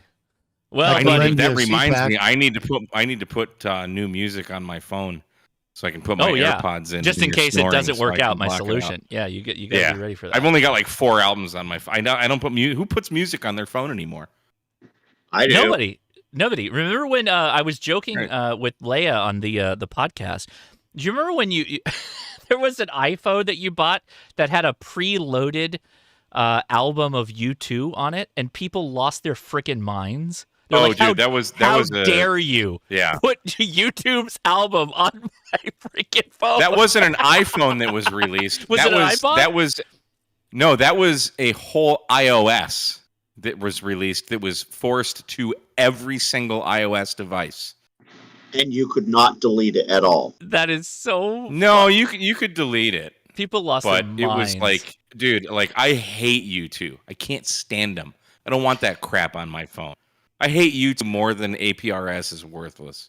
Oh, so funny. Okay, U2 or country music? Oh, country music. I mean, because I'll take country over U2 any day. Okay. Johnny Cash qualifies as country music, so I'd be listening to Johnny Cash or something. Like, that's totally fine. I'll be listening to Hurt on repeat. There you go. Oh, yeah. Or Garth Brooks, Friends in Low Places. What was Garth Brooks' alter ego? Alan Gaines? Alan Gaines, yes. I would just be playing Alan Gaines. That's all I'd be or not something Gaines. Somebody tell me. I'd be listening to Hank 3. Oh yeah, all Hank Williams. Chris Gaines. That was it. Chris Gaines. Thank you. Emo Garth. Yeah, Emo Garth is Chris Gaines. Have you seen this, Mike? Did you know about this? No, but I'll tell you what. My one of my ex-girlfriends was into country. Like, she was into country probably as much as I am into metal. Can't imagine which one. And that she made me, not her. Okay. She made me watch a Garth Brooks concert. Oh no. It was on TV. It was actually really good. He is an incredible entertainer. I've he was heard like that. telling stories about like the holy trinity of country. There's like Hank, yeah. Hank Williams Sr. I mean, Sr.. this is like 15 years ago. I don't know. No, it wasn't. Shit, it was close to 15 years ago. It was probably about 12, 13 years ago. Well, it's however old Satan is, because I started dating her right before I got Satan. Okay. But Garth Brooks, the show, I hate the music, but the show, the quality, the musicianship, the kind of entertaining the crowd, just Garth telling stories, and it was fantastic. It was a great show.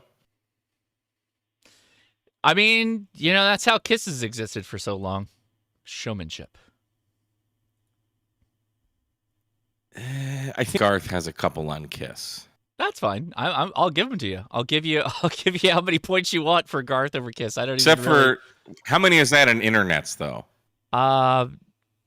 Like maybe 1,100 internets. Because I mean, these are performers. These are people that pack stadiums and stuff, right? Yeah. But yeah, Chris Gaines. Never packed a stadium. Chris Gaines literally, it was Garth Brooks, and he would like emo look at his that. hair. He would literally emo out his hair, and that was Chris Gaines. And apparently, I don't know where is the there's a rumor that he's bringing it back. He wants to. Waylon Jennings might have been another one. He wants to bring back Chris Jennings in 2023. That was the comment. He there. looks like Chris Angel. He does. He's got a strong Chris Angel vibes in this for sure. Yeah. So, what kind of music did Chris Brooks it was make? like indie rock stuff. Really? Yeah. He totally did that as a joke, I would imagine. I mean, I don't know. If you're wallowing in that much crapulence, I mean, you're going to swing for the fences at that point, right? What was the other one? It was the guy from Die Hard. He had an album, The Return of Bruno. You're familiar with that, right? Die Hard. Yeah. What? You're not aware of this? Like you haven't this is the bad movie version of music. I mean, I know like bad lip reading. Someone in Die Hard made a No, it's not someone. Album? It's the main character. Why am I not? Bruce Willis? Bruce Willis. Yeah. Bruce wait, Willis. Are you kidding me? Oh You yeah, guys blues don't know about guy. this? Yeah. Yeah, he's blue. He plays harmonica and stuff. Yeah. Okay. All right. So you guys know about this. Yeah. I don't know the name of his band. The Return of Bruno. Celebrate his entire catalog. I celebrate the entire catalog. I mean, if it's not, what's that song? If it's not the tale of Captain Jack Sparrow. Yeah, of course. Let me get demonetized again by playing that in full duration live on an after chat. Bruce Willis. Who's the other one? Steven Seagal, also major in the music scene. There's a channel called like Ice something on YouTube. Just bashes all of Steven Seagal's movies. It's hilarious. There's a worst movie ever channel, and they have a great time going through the old all the Steven Seagals. Is it worst movies?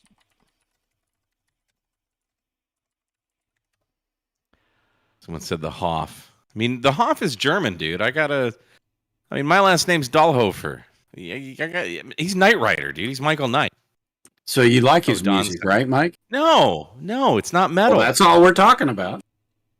Now, how old is he now? Which one? Hasselhoff. Has he got to be 70? Okay, I would get at least. So Red Letter Media has always been my recommendation of one of the best YouTube channels. It's the YouTube channel for YouTubers. But if you go to Jason Brandt, Jason Brandt. Here you go. Code of Honor, Steven Seagal. They go after all like really bad movies. It's really funny, their commentary. Lots of Steven Seagal. Lots. But yeah, there you go. Okay, there's my ad brief. Back to Ham Radio Tube.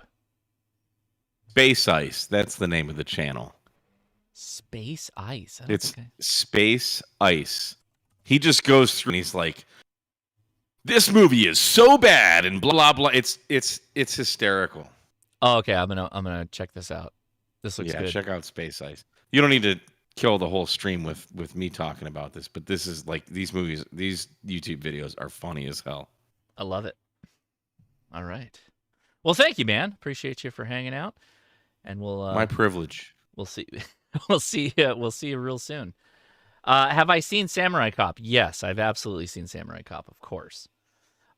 Jump in My Car from David Hasselhoff is probably my favorite David Hasselhoff joint that he's come out with. All right, so any questions anywhere by anyone, come now. We'll take them. I have a question for you. Go for it. And I have something. Have you gotten an RSP-1B? RSP-1B? I don't think so. Yeah, I just got one today at HRO. They had a few left after the initial apparently order run, which I didn't even know about. What is an RSP-1B? I believe it's replacing the RSP-1A. It's actually got I believe a faster processor. And for some reason, and I don't know, and again, I know you don't watch Tech Minds, but that's where I saw it. Oh, no, I watch Tech Minds. And yeah, well, he did a video on it. Yeah, he did a video on it. And it's supposed to have a lot quieter noise floor. And just from my like 10 or 15 minutes that I was able to play with it today, I think that's true. It really does seem to have some kind of better filtering. Yeah. So, all right, we'll take another question, but this is the aforementioned what is in Josh's box. I have it right here. Here's the box. So I'm gonna leave it on my knee. Who has the next question? Go ahead, and then we'll open this bad boy. I do know you missed one YouTuber, Tim K0SSD is in here. Oh, Tim! Oh my goodness. Sorry, buddy. Where are you at? Oh, I'm in here. Hey, what's up, man? What's going on? No, not much. I'm always in here. I keep an eye on you. You gotta scream out if I miss somebody. I apologize. I start talking to Mike, and then Frank's we go forever. good. Frank told me you got to be very like good. recognized at least 6 times before you'll remember. Anyway, also, regardless. I gotta say, like, you have to also meet me in person. That's another thing. I need to put like a name to a face. Oh. That's why, like, Digital Rancher. Like, Digital Rancher and I, like, you know, we met multiple times. Obviously, Mike, love Mike. Adam, you know, Frank is really good because he knows that I don't get offended if he calls me out. So yeah, man, don't feel bad about calling me out. Go for it. What's going on with you? I won't feel bad, but I'll be the guy in the room next door to you, giving you a CPAC so Mike can sleep. No, I've been sleep tested. I do not have sleep apnea. I tested. Had the whole. The hell you don't. You don't need to have sleep apnea to cure your snoring with a CPAP. I concur. It's a wonderful device. But anyway, sure. So go ahead. Yeah. I've been live streaming every day. Good for you, man. But I've been live streaming the Trivia Net on 80 meters on the 319 or what is it 3916 nets, and these guys it's a nice group of people. And God, I mean, even after the net, we're out there at 3 o'clock or so in the morning. But the Trivia Net does not get very many views. I've done a couple other nets that I'm involved with, UST net, and that one gets a lot more views. That's a 40-meter net. So I don't know. Anyway, it's just learning how to live stream, and it's giving me some practice and playing with the OBS software. So I'm looking at it as an exercise, learning the art, I guess. Anyway, back to it. Yeah, man. Well, thanks for being out here, and sorry for skipping over you there. But appreciate you coming out. Everybody, you know, who's a YouTuber, drop your links in the chat. Don't wait. It's okay. And I do believe Adam's back. Is Adam back? I saw I him. am back. Oh, he's right. back, and he's full copy. And how you doing? I am doing well. So there's one thing I wanted to add that I did radio wise recently today. So I act as a net control on a local 2-meter net periodically here. It's every Monday night. It's a group called the San Diego Ham Forum, and we'll periodically do presentations on the net, usually like 15 minutes or so, and we'll share some slides via a Facebook page. And today we got together down in Poway, one of the local San Diego cities, kind of where the group is I guess you could say centralized at one of the Poway fire stations, and we did what we called an antenna clinic. So I picked up nice. a spool of picked up a spool of wire, a spool of twin lead for J poles, brought a bunch of stuff to build dipoles and other wire antennas, and we had probably 20 or so people show up. And the ask was that people either bring antennas that they wanted some help tuning or building, or if they just wanted to show up and kind of tinker and learn, we'd help with that. So we built, I think, about 5 or 6 roll-up J-poles for people that had never built antennas before, most of which had never soldered before. And then I helped a lady build a 20-meter end-fed half wave. She wanted an end-fed half wave that she could use for kind of quick portable steps and wanted to cover 20 meters. So had a blast down there, and it was really fun to have a chance to get some people who were, kind of relatively new to the hobby, actively building antennas and soldering for the first time and learning how to work through that process. Right on, man. I love the idea of a ham radio clinic. I love that. Yeah, that's what we called it, an antenna clinic, and I think it worked out really well. I think next time we're definitely going to do it again. I think next time we'll try to focus efforts a little more on kind of specific tasks, and maybe say, hey, if anybody has an antenna they want to build or tune, let us know ahead of time, and we'll make sure we have everything we need to help support that. And anyone that wants to observe and maybe participate in that process, come along and learn as we work through it. Even without that, I think it worked out pretty well, just having a bunch of supplies handy and being able to kind of cater to what people brought up on the spot.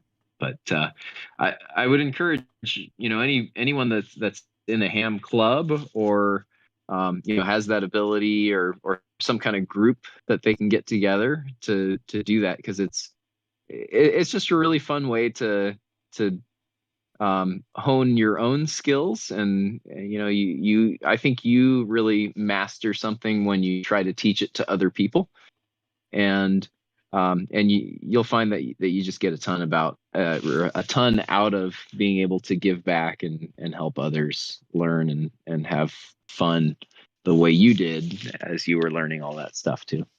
I think you're totally right. There's nothing I learn more when I'm trying to teach it to people. Always, no question. So right, I love it. That's awesome. Yep. All right. I think So if anybody's in the local area here and wants to participate in that, it's called the San Diego Ham Forum. There's a Facebook page, and you can look there. If you're interested in just potentially participating on the net, it does have an Echolink node that can connect up to it as well. Right on. Get in on that, please. If you're local to San Diego, why not? You get to hang out with Adam, possibly fix your antenna or just build one. So here is my case. This arrived literally. This is probably feels like 20 pounds, maybe. Yeah, 20 pounds. This arrived pretty much as a surprise to me. I have to clear the space here, and I think my camera lens can't even get all of it in. No, there's no way it's going to get all of that in the shot.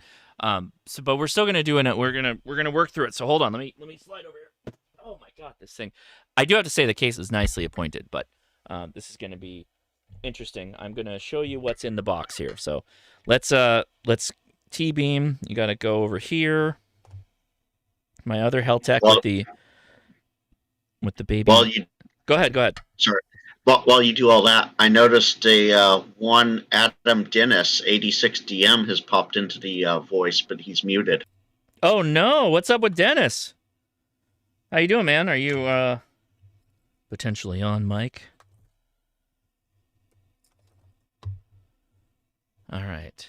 So that's stay there, my friend. BNC adapters for days. Okay. So this was shipped to me. And it is the militarized version of the PMR 117 that I did a video on. They just randomly sent me this new one. So it's got these push button clasps. So I'll go ahead and do that right now. With DMR and the GPS?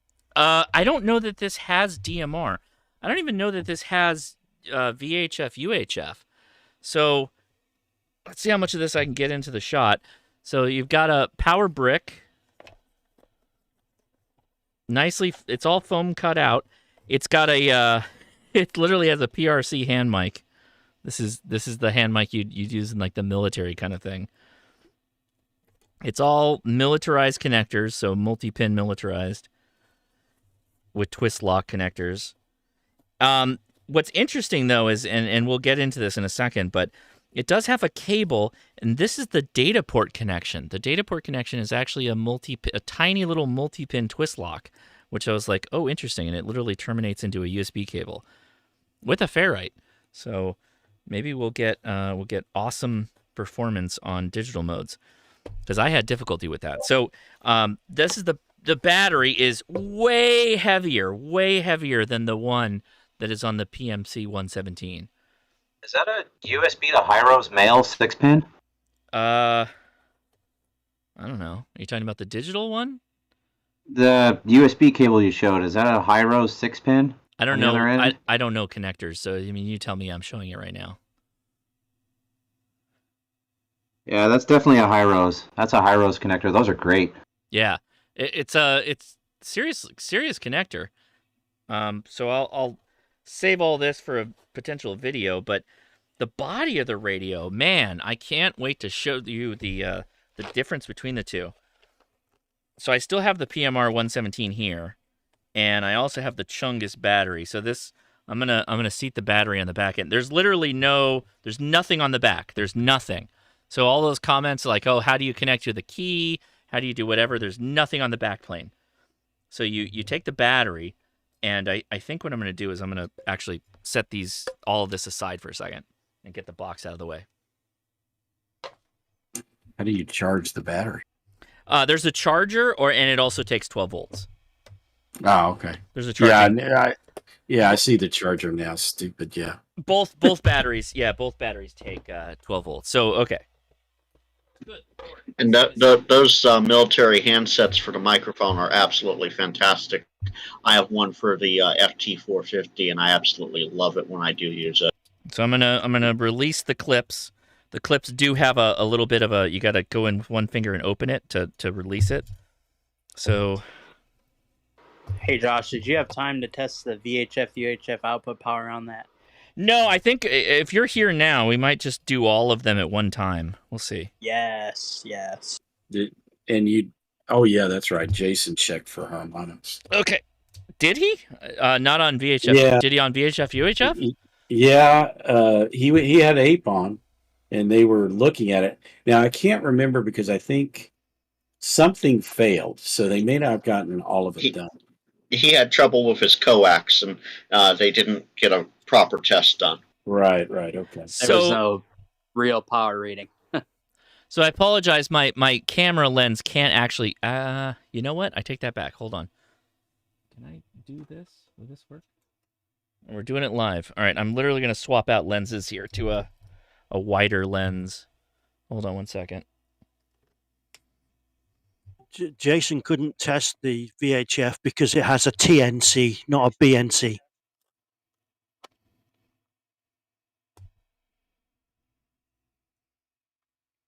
So that's why he couldn't test the VHF stuff. Yeah, but we need to see whether they're doing their filtering correct. My guess is they probably did, but oh, cool. That's a big wide lens. Very wide lens. All right. So with my big wide desk lens, now you can literally see like everything. All right. So this guy has I don't even know what this is. There's a comms port, which is not the same. That's the mic connection. So there's your twist lock mic connection. A data port. It has a GPS and a COF MD. I don't even know what that is yet. I'm literally looking at this live with you all right now.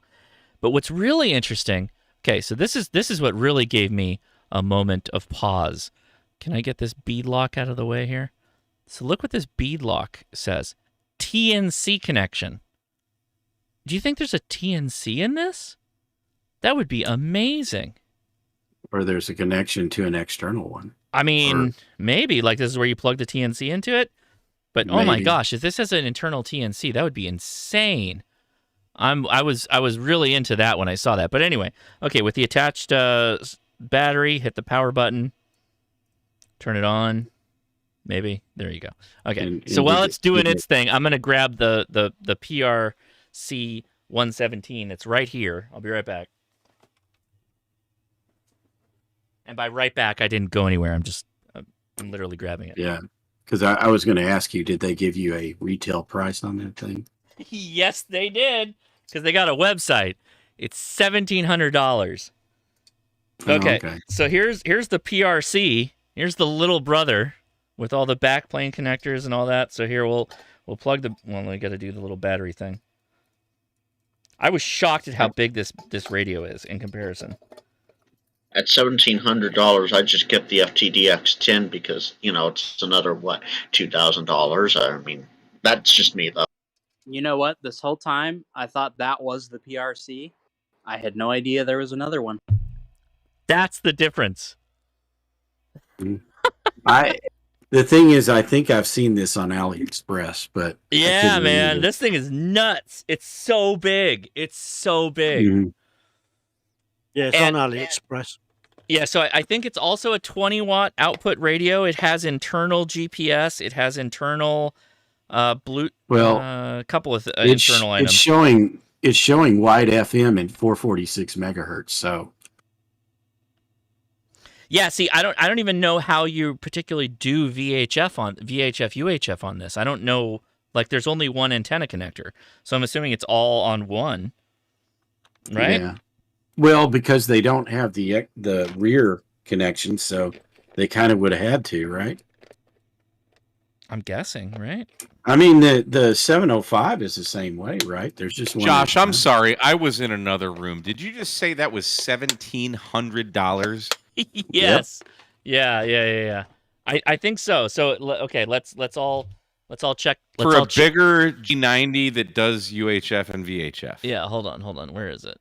Holy hillbilly. So my links are all screwed up because I was so focused on Chris Gaines. I don't know where my links are. Yeah, but it's an iron case, so you can beat people to death with it if they don't do as you're told. I'm radio that kind of looks like that, like the 786 or something. Wait, it didn't end the stream. Am I back? No, the stream's dead. Still, the stream is dying. Yeah. Hold on. Give it a second. Let me refresh. Give it a looks second. like the chat is still active in the stream of the videos. Looks like you're caught up now. Just refreshed. Looks like YouTube's back. Am I back? Yeah, I think so. Dude, that was a hard crash, like blue screen of death crash. I have not seen that in years. I've never seen that before. That was wild. So what's funny is you turned on the radio and it happened. Josh, did those radios come from the same company? Yeah. Okay, because that other one is missing the VFO knob.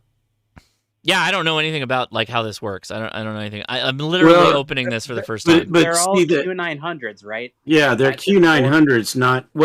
The PMR's not because they've redesigned it. Yeah, the PMR is something different. I think it's different. No, it's the same inside. They just changed the outside. It's the same inside. Let's get it on. Except they're missing the VFO, Tom. It's got flex. It's got flex guts. It's got flex guts. Well, then all that means is the PMR 171 is just a Q900 with a VFO knob. So there's a port on here to be able to attach like a threaded connector for literally this is supposed to be a walking man's. This is like it's a literal man pack radio. That's the design of this from the aesthetic I'm seeing. So let me grab my connection kit here and see if I can rig something up. That's weird. Did they miss the part about it being man portable? That thing looks huge.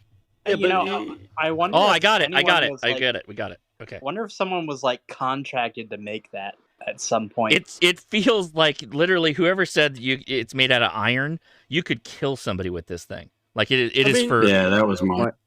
What would you do? Yeah? If you're a country and you haven't got a lot of money, and you want HF man-pack radios, right, for $1,000 or thereabouts, right?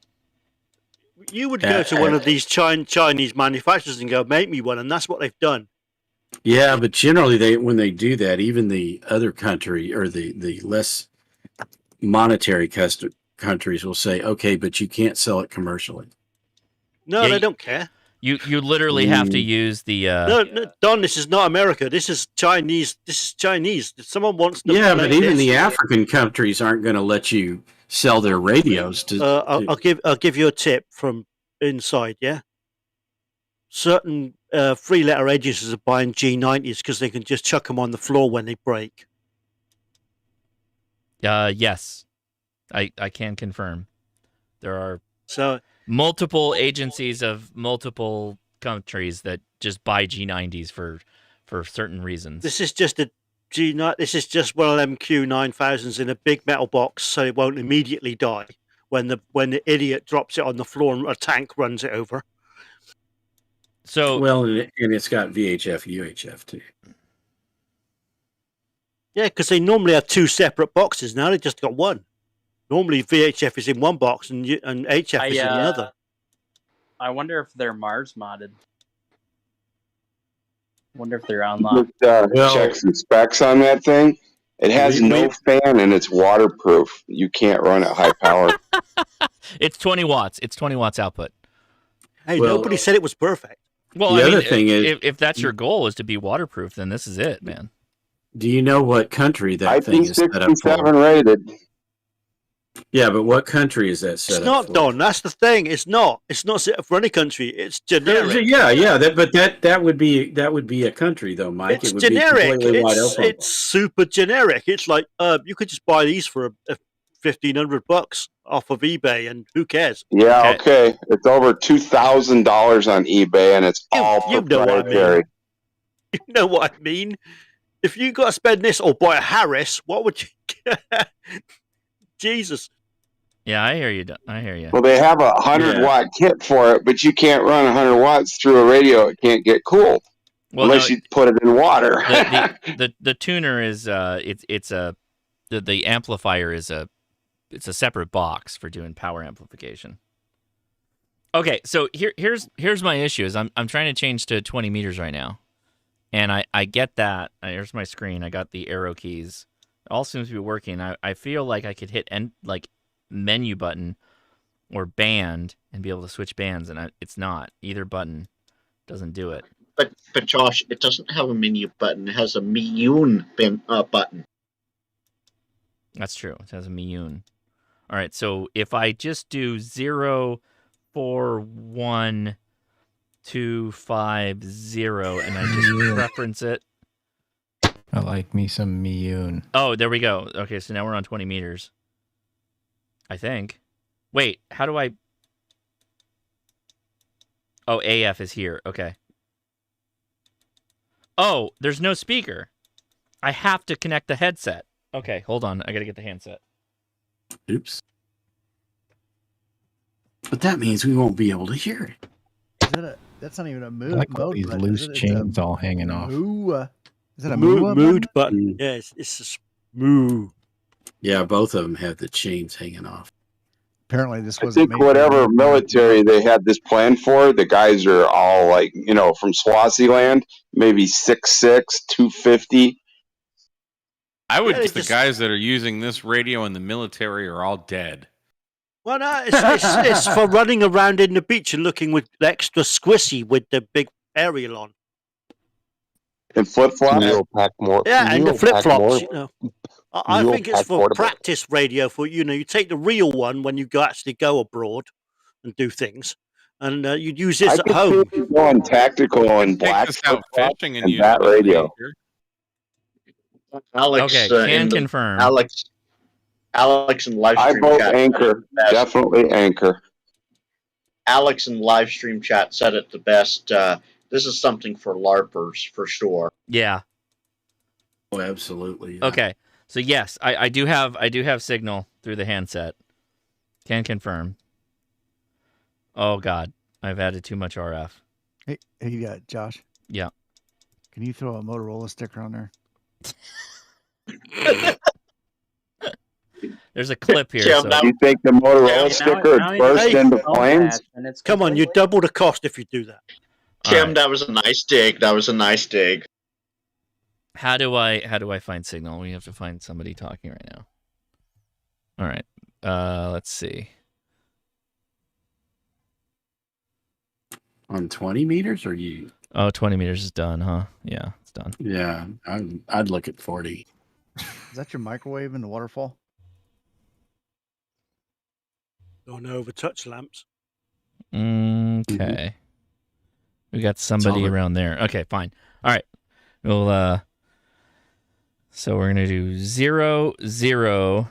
Oh boy. 7 1 7 6 0 0. Wait. If you want to hear something, 7.200 should be pretty live right now. No, I want. Oh, okay. So yeah, you literally just type it in. There's no VFO. So then if I go here, oh, that's not what I want, bro. Oh, it just got real loud.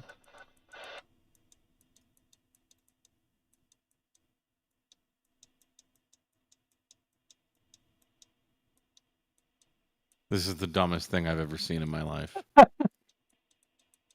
That's why people hated the Q900. Okay, so now we're in the right frequency range, but we got to change. Oh, so that's Mo. I'm assuming that's mode.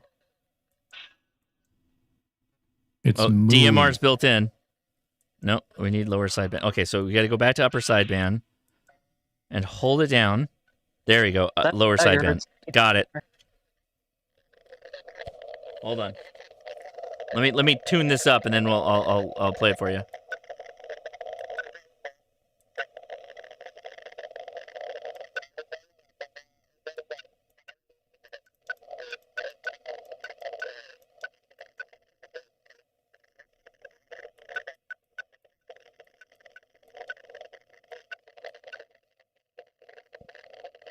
All right, well, that's not doing it. Are we all placing our orders now, gentlemen? Yeah, do it now. Yeah, they're going to sell out before the end of the live stream, so you better get it now. There's 3 left. Wait, there's somebody. 14 in the carts.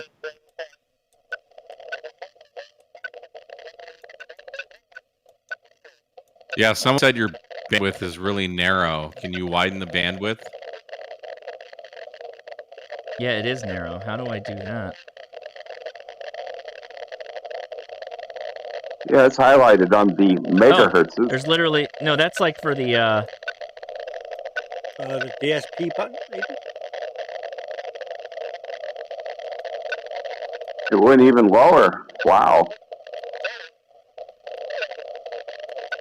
Maybe it's in the Mune.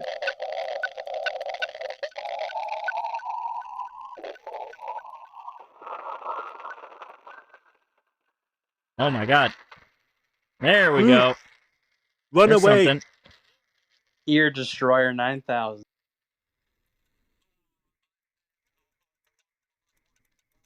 Somewhere, if it comes out with Flying Doctor calling Wallumboola base, I'm going to commit suicide.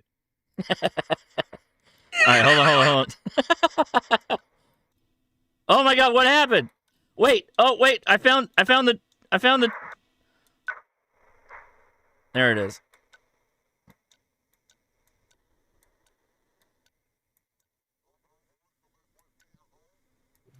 I have no idea what's going on right now. I don't either. I'm barely in control of this. Nobody does, Dennis. Well, I don't know how it is around you guys, but VHF opened up real wide today up here in the Midwest. I'm going to really wait to see what this review is going to be like. It should be a good one. The real question, who's on first?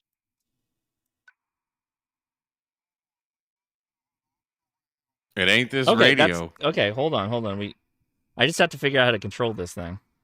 It's this green bit. I need to get it to stop being green, apparently. But see, it's not coming out of green. And then because I'm in bandwidth still. How wide can you make this? It tops out at 2.4. Okay, so now I'm gonna take it out of bandwidth. That's it. Okay, so now there we go. All right, now we're listening.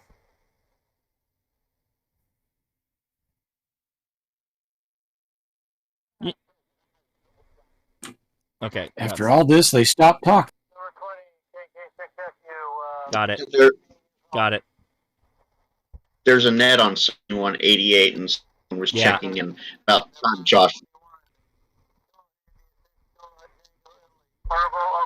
Let's see if I can tune into this net.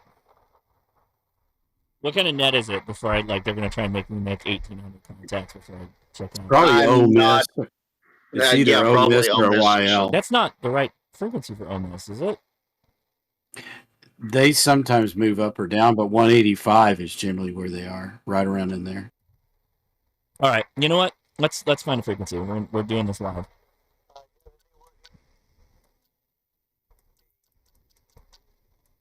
I think as massive as it was, it'd have twice the size screen.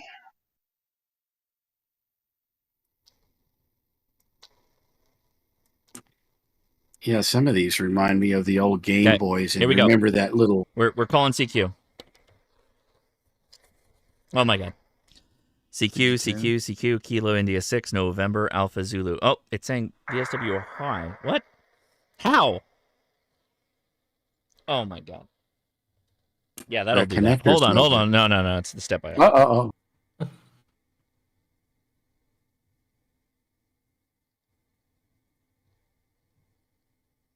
All right. We're tuning it up, boys. We're doing it. We're going to do it live. This is actually it's running Meshtastic, just so you guys know. This is the first HF radio running Meshtastic. Just kidding. It's Can't not. get any worse. 40 meters is locked. Here we go.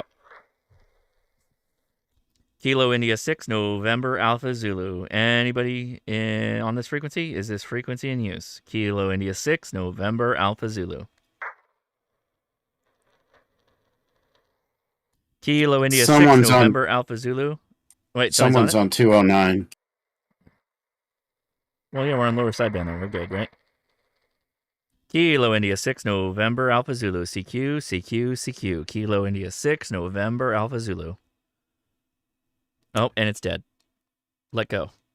It's not. There we go. Mike's stuck there. I have to think about it for a second. Kilo India 6, November Alpha Zulu. CQ. Kilo India 6, November Alpha Zulu.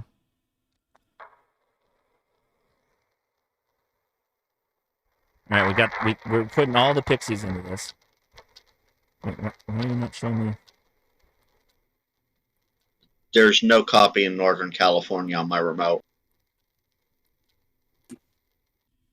Oh. What? That's the power button to adjust the power, not just... Sorry, I killed it. Maybe I should build a home with this. I could drive nails. This is very impressive. Like Steve... Like where Steve's phone that he just did a video on, that thing could drive nails, probably. Kilo India 6, November Alpha Zulu. CQ.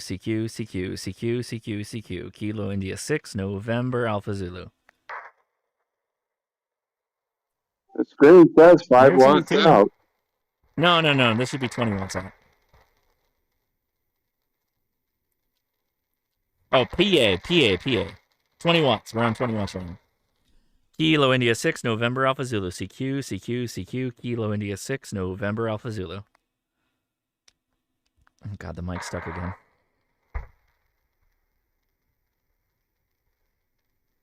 Can anybody hear me? Can anybody Nothing hear in me? Northern California. Nothing in NorCal. Kilo Nothing India in 6, Texas. November Alpha Zulu. CQ. Kilo India 6, November Alpha Zulu. CQ40. Doing a radio test. Anybody, anywhere that can copy this, come on back. CQ. Kilo India 6, November Alpha Zulu. The mic keeps sticking. There we go.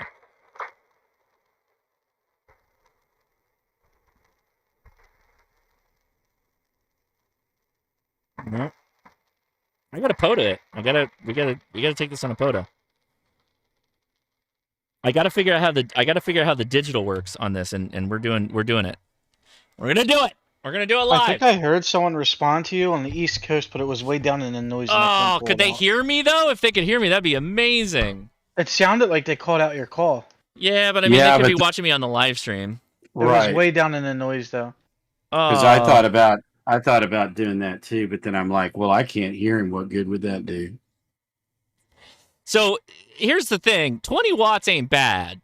Like you could do a lot. I mean, it's a G90, right? I mean, this is a G90. So if you were a fan of the 5105 and you're like, I need a radio that would be better at killing a guy, this is the radio for you. This is a chunk, man. So I think I got to take this out in the field, man. Particularly with that military connector for digital. Oh man, are you kidding? Some sexy connector that terminates into a USB-A. Could you imagine? All right, this is too loud. So here's an interesting thing, Josh. Usually I can get into SoCal no problem on 40 this time of night. I wonder if you'd be able to hear me if I threw my call sign out on that radio. I'm pointing. I mean, I'm only doing 100 watts. I'm literally rotating the beam right now to point due north. So yeah, okay. So let me hold on. Let me get back up here. Oh, wrong. What did I do? What have I done? I've done the wrong thing. Everything's wrong. Okay, good. Where are we at? 208. Okay, hit me up on. All right, here we go. Hold on. Let me. Okay. I need this at max volume. Go ahead, throw it out. Lay it down.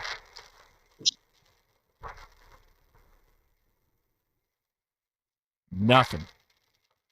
Wow. Yeah, I keyed up, but I can. Well, it might sound weird, but I'll keep Discord keyed. Kilo India 6, November Alpha Zulu, KEG6, NLW 7208. That's a negative copy. Yeah. Negative copy. Anybody copy? Wow. Kilo India 6, November Alpha Zulu, doing a radio test, testing on a brand new radio on 40 meters. Anyone copy? Anywhere. Kilo India 6, November Alpha Zulu. 40 Oh! Wait. Okay, hold on. I gotta take the earbud. Hold on. Someone answered back. It was in Station, November come back. 5. I heard you. Come back again.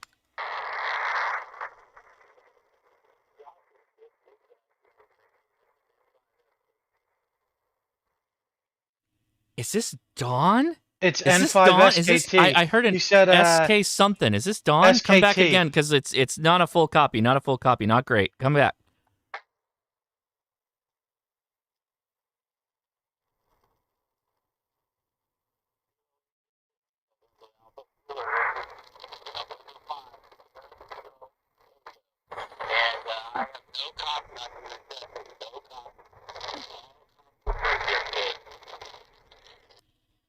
Okay.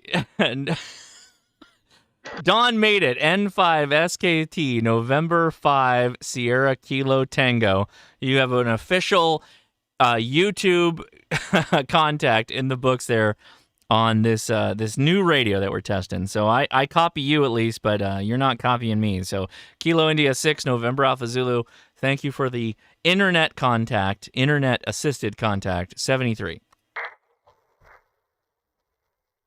Buddy. Even I heard Dawn up here. That's interesting. Bands must be long. Well, you heard Dawn. Usually I can get it. Yeah. That's wild. All right, I gotta lower this down. I'm wondering if it's even outputting at this point too. If it falls, it'll kill a child, a dog. Nothing got a squelch on. No. Oh, maybe? No, I don't know. I literally I just opened it. I don't know. It's a big one though. It's a big boy. Now somebody's tuning on frequency. That is a big radio, man. Josh, I got a question looking at it. You were using the PTT button on the microphone. There's a PTT button on the keypad.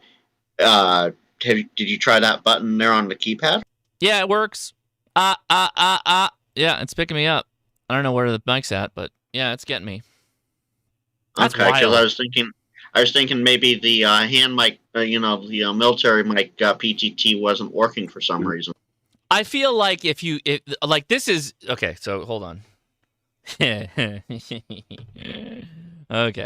now we got to do a little deep dive here. So that entire middle should have been screen. They doubled the buttons and they put that cheesy little screen in there. Okay. So no, that's the wrong one. Where's all my weapons? Oh yeah, because we lost the live stream. That's why. 1 second. Cancel this. Doesn't a Baofeng have a bigger screen than that? Yeah. The screen size isn't that big a deal. Oh, that's fine. We'll just use this. So, what was I looking for? Harris HF radio. Yeah. And so, Don, for your info, I could hear you in NorCal about as good as Josh could hear you too. Yeah, well, and I was having a little bit of struggle because I could hear the radio from Josh's end, and so it's like I'm talking to myself, and it's like, ooh, talking to myself. Yeah, I could hear you in Jersey too, so it's all over. Oh, yeah, that was biggin? Oh, that was only 800 watts. Good job, Harris. I think the bill for a Harris would be about equal to your truck, Josh. Yeah, I know, right? Yeah, so it's I mean that's kind of what they're going for. They're going for this backpack, man pack kind of style thing. Harris, by the way, hit me up. But that thing has knobs though. No, Harris doesn't have any knobs. It's all push key. All of this is push key. What's that thing, that switch above the microphone? I assume that's the microphone. That's another connector. That's probably the fill. That's probably the fill for crypto. Hey, don't forget, June we get to play with the military on the hams. Don't forget, the military don't like move frequency. They select, they set it for a short time and then change it on the hop, but they don't scan. No, and they don't VFO. Oh, it's well, yeah, but what's the connector for? What does it go to? The connector labeled TNC is a TNC RF connector. It's like a BNC but threads, not BN. Oh, so it's still just the antenna? It's not to a delicious terminal controller the specs inside? said it was for VHF and up, Josh. Oh, that's the VHF Just connector? the antenna connector. Yeah. Yeah, TNC's like the waterproof version of a BNC. It's like the N connector, but not. All right. I gotta do this. That's what it said.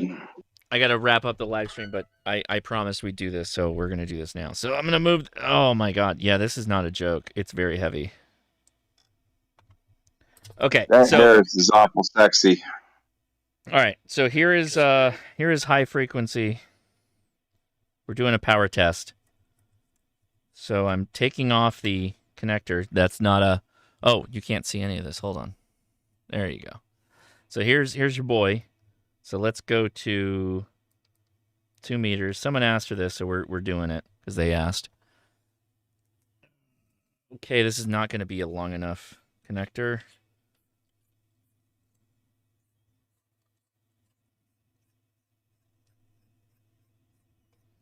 I didn't test the power output on this on the PRC or the PMC 117 or 171. Jesus, the names of this stuff is just getting out of control. They're trying to mimic the military names. Okay, we're gonna start this bad boy up. Come on now. The thing is, on 7220, there is a huge AM station. Okay, now I need a coax. Okay, we're almost there. We're almost there. I do have to get the mic though.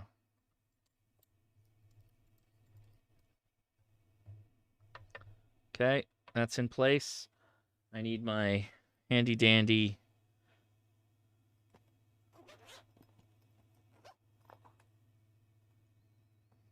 Is it that guy? It should be that guy. Let's see if it's that guy.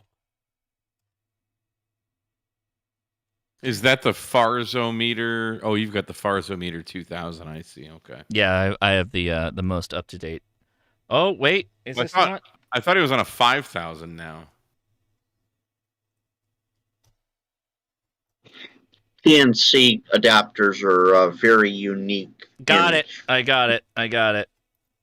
I have it. I have the connector. The connection has been made.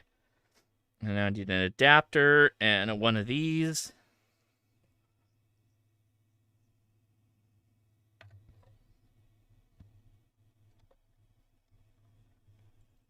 So everybody put these adapters in your notes app for things to buy at Hamventions. It's this kit. A TNC to SO239 to SMA to BNC adapter. It's literally this kit is what allows me to do all this ridiculousness is because I have the universal adapter kit. I got that at HRO for like $120 bucks. Kind of neat. Yeah, I made a video about it. Now I just bought one the other day. It is missing a connector though. They do have this at HRO. That's pretty inexpensive for $120 for all those adapters. Their claim is that they're you see them on eBay a lot. Actually, a lot of guys sell these for some reason, used, missing a few here and there. Okay, got the mic. I've never seen them organized that way. It's a pretty cool case. Okay. Yeah. Whoa, all right. Hey, so we're seeing... What am I on? What mode? Yeah, wide FM, 12.34 watts output on VHF. And so what frequency on? 146.520, fine. So we'll go to 70 centimeters. And can I just do... That's way too low. Will it let me... Oh, it'll just let me do it. Jesus. All right.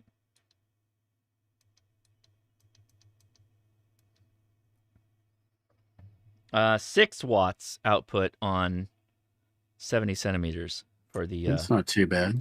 Gyohotech PMR 171. Because I got asked to do it. So there you go. You have... I have... No? Yeah, we're done. We're done. I want to play Yu-Gi-Oh with my bow. I want him to teach me. Huh? I want to use your deck because I want my bow to teach me. I'm okay. Well, we're done. I'm getting invaded, so we're all done here. Let me wrap up and go inside. Please, can I play with Yu-Gi-Oh? No, we're not doing Yu-Gi-Oh. We're gonna. Why am I saying it the way you said it? It's Yu-Gi-Oh. I want to play Yu-Gi-Oh. I want to learn how to play Yu-Gi-Oh. I want to learn. Okay, go inside. Go inside. Will you teach me? No, Yu-Gi-Oh at this time of night? No. Tomorrow, will you? Yeah, maybe. You're a lucky man, Josh. It's been 30 years since I got to play kid games. Just download Master Duel for him. Yu-Gi-Oh's not a fun game to teach people. Pal World? But it's fun to play. And it's not that fun to play. All right, it's no Magic and it's no Pokemon. I'll say that much. No, it currently stinks. All right, guys, there you go. Whoever asked, there it is. I did the power output test of VHF, UHF. The thing that many YouTubers could not do, apparently, because they didn't have the right adapters. But There you go. Anyway, everybody on the Discord, thanks for hanging out. I'm going to wrap things up, and I will be talking to you in video form, but hopefully talking to some of you in person soon at Hamcation.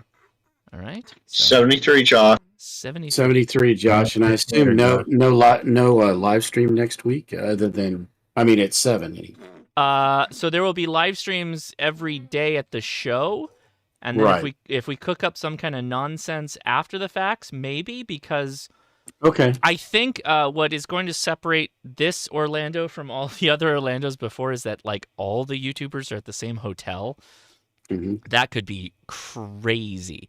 So we might post up at the bar and do an after show. Maybe we'll do that. Maybe we'll get Jason live streaming and I'll live stream. We'll all just live stream at the same time, and we'll just do this massive cacophony of noise for everybody on the internet. So I have a feeling there will be a 2 a.m. live stream of Josh and I playing Yu-Gi-Oh. We might be. Do you play Yu-Gi-Oh? We might play Yu-Gi-Oh. Maybe. No, I don't even know what it is.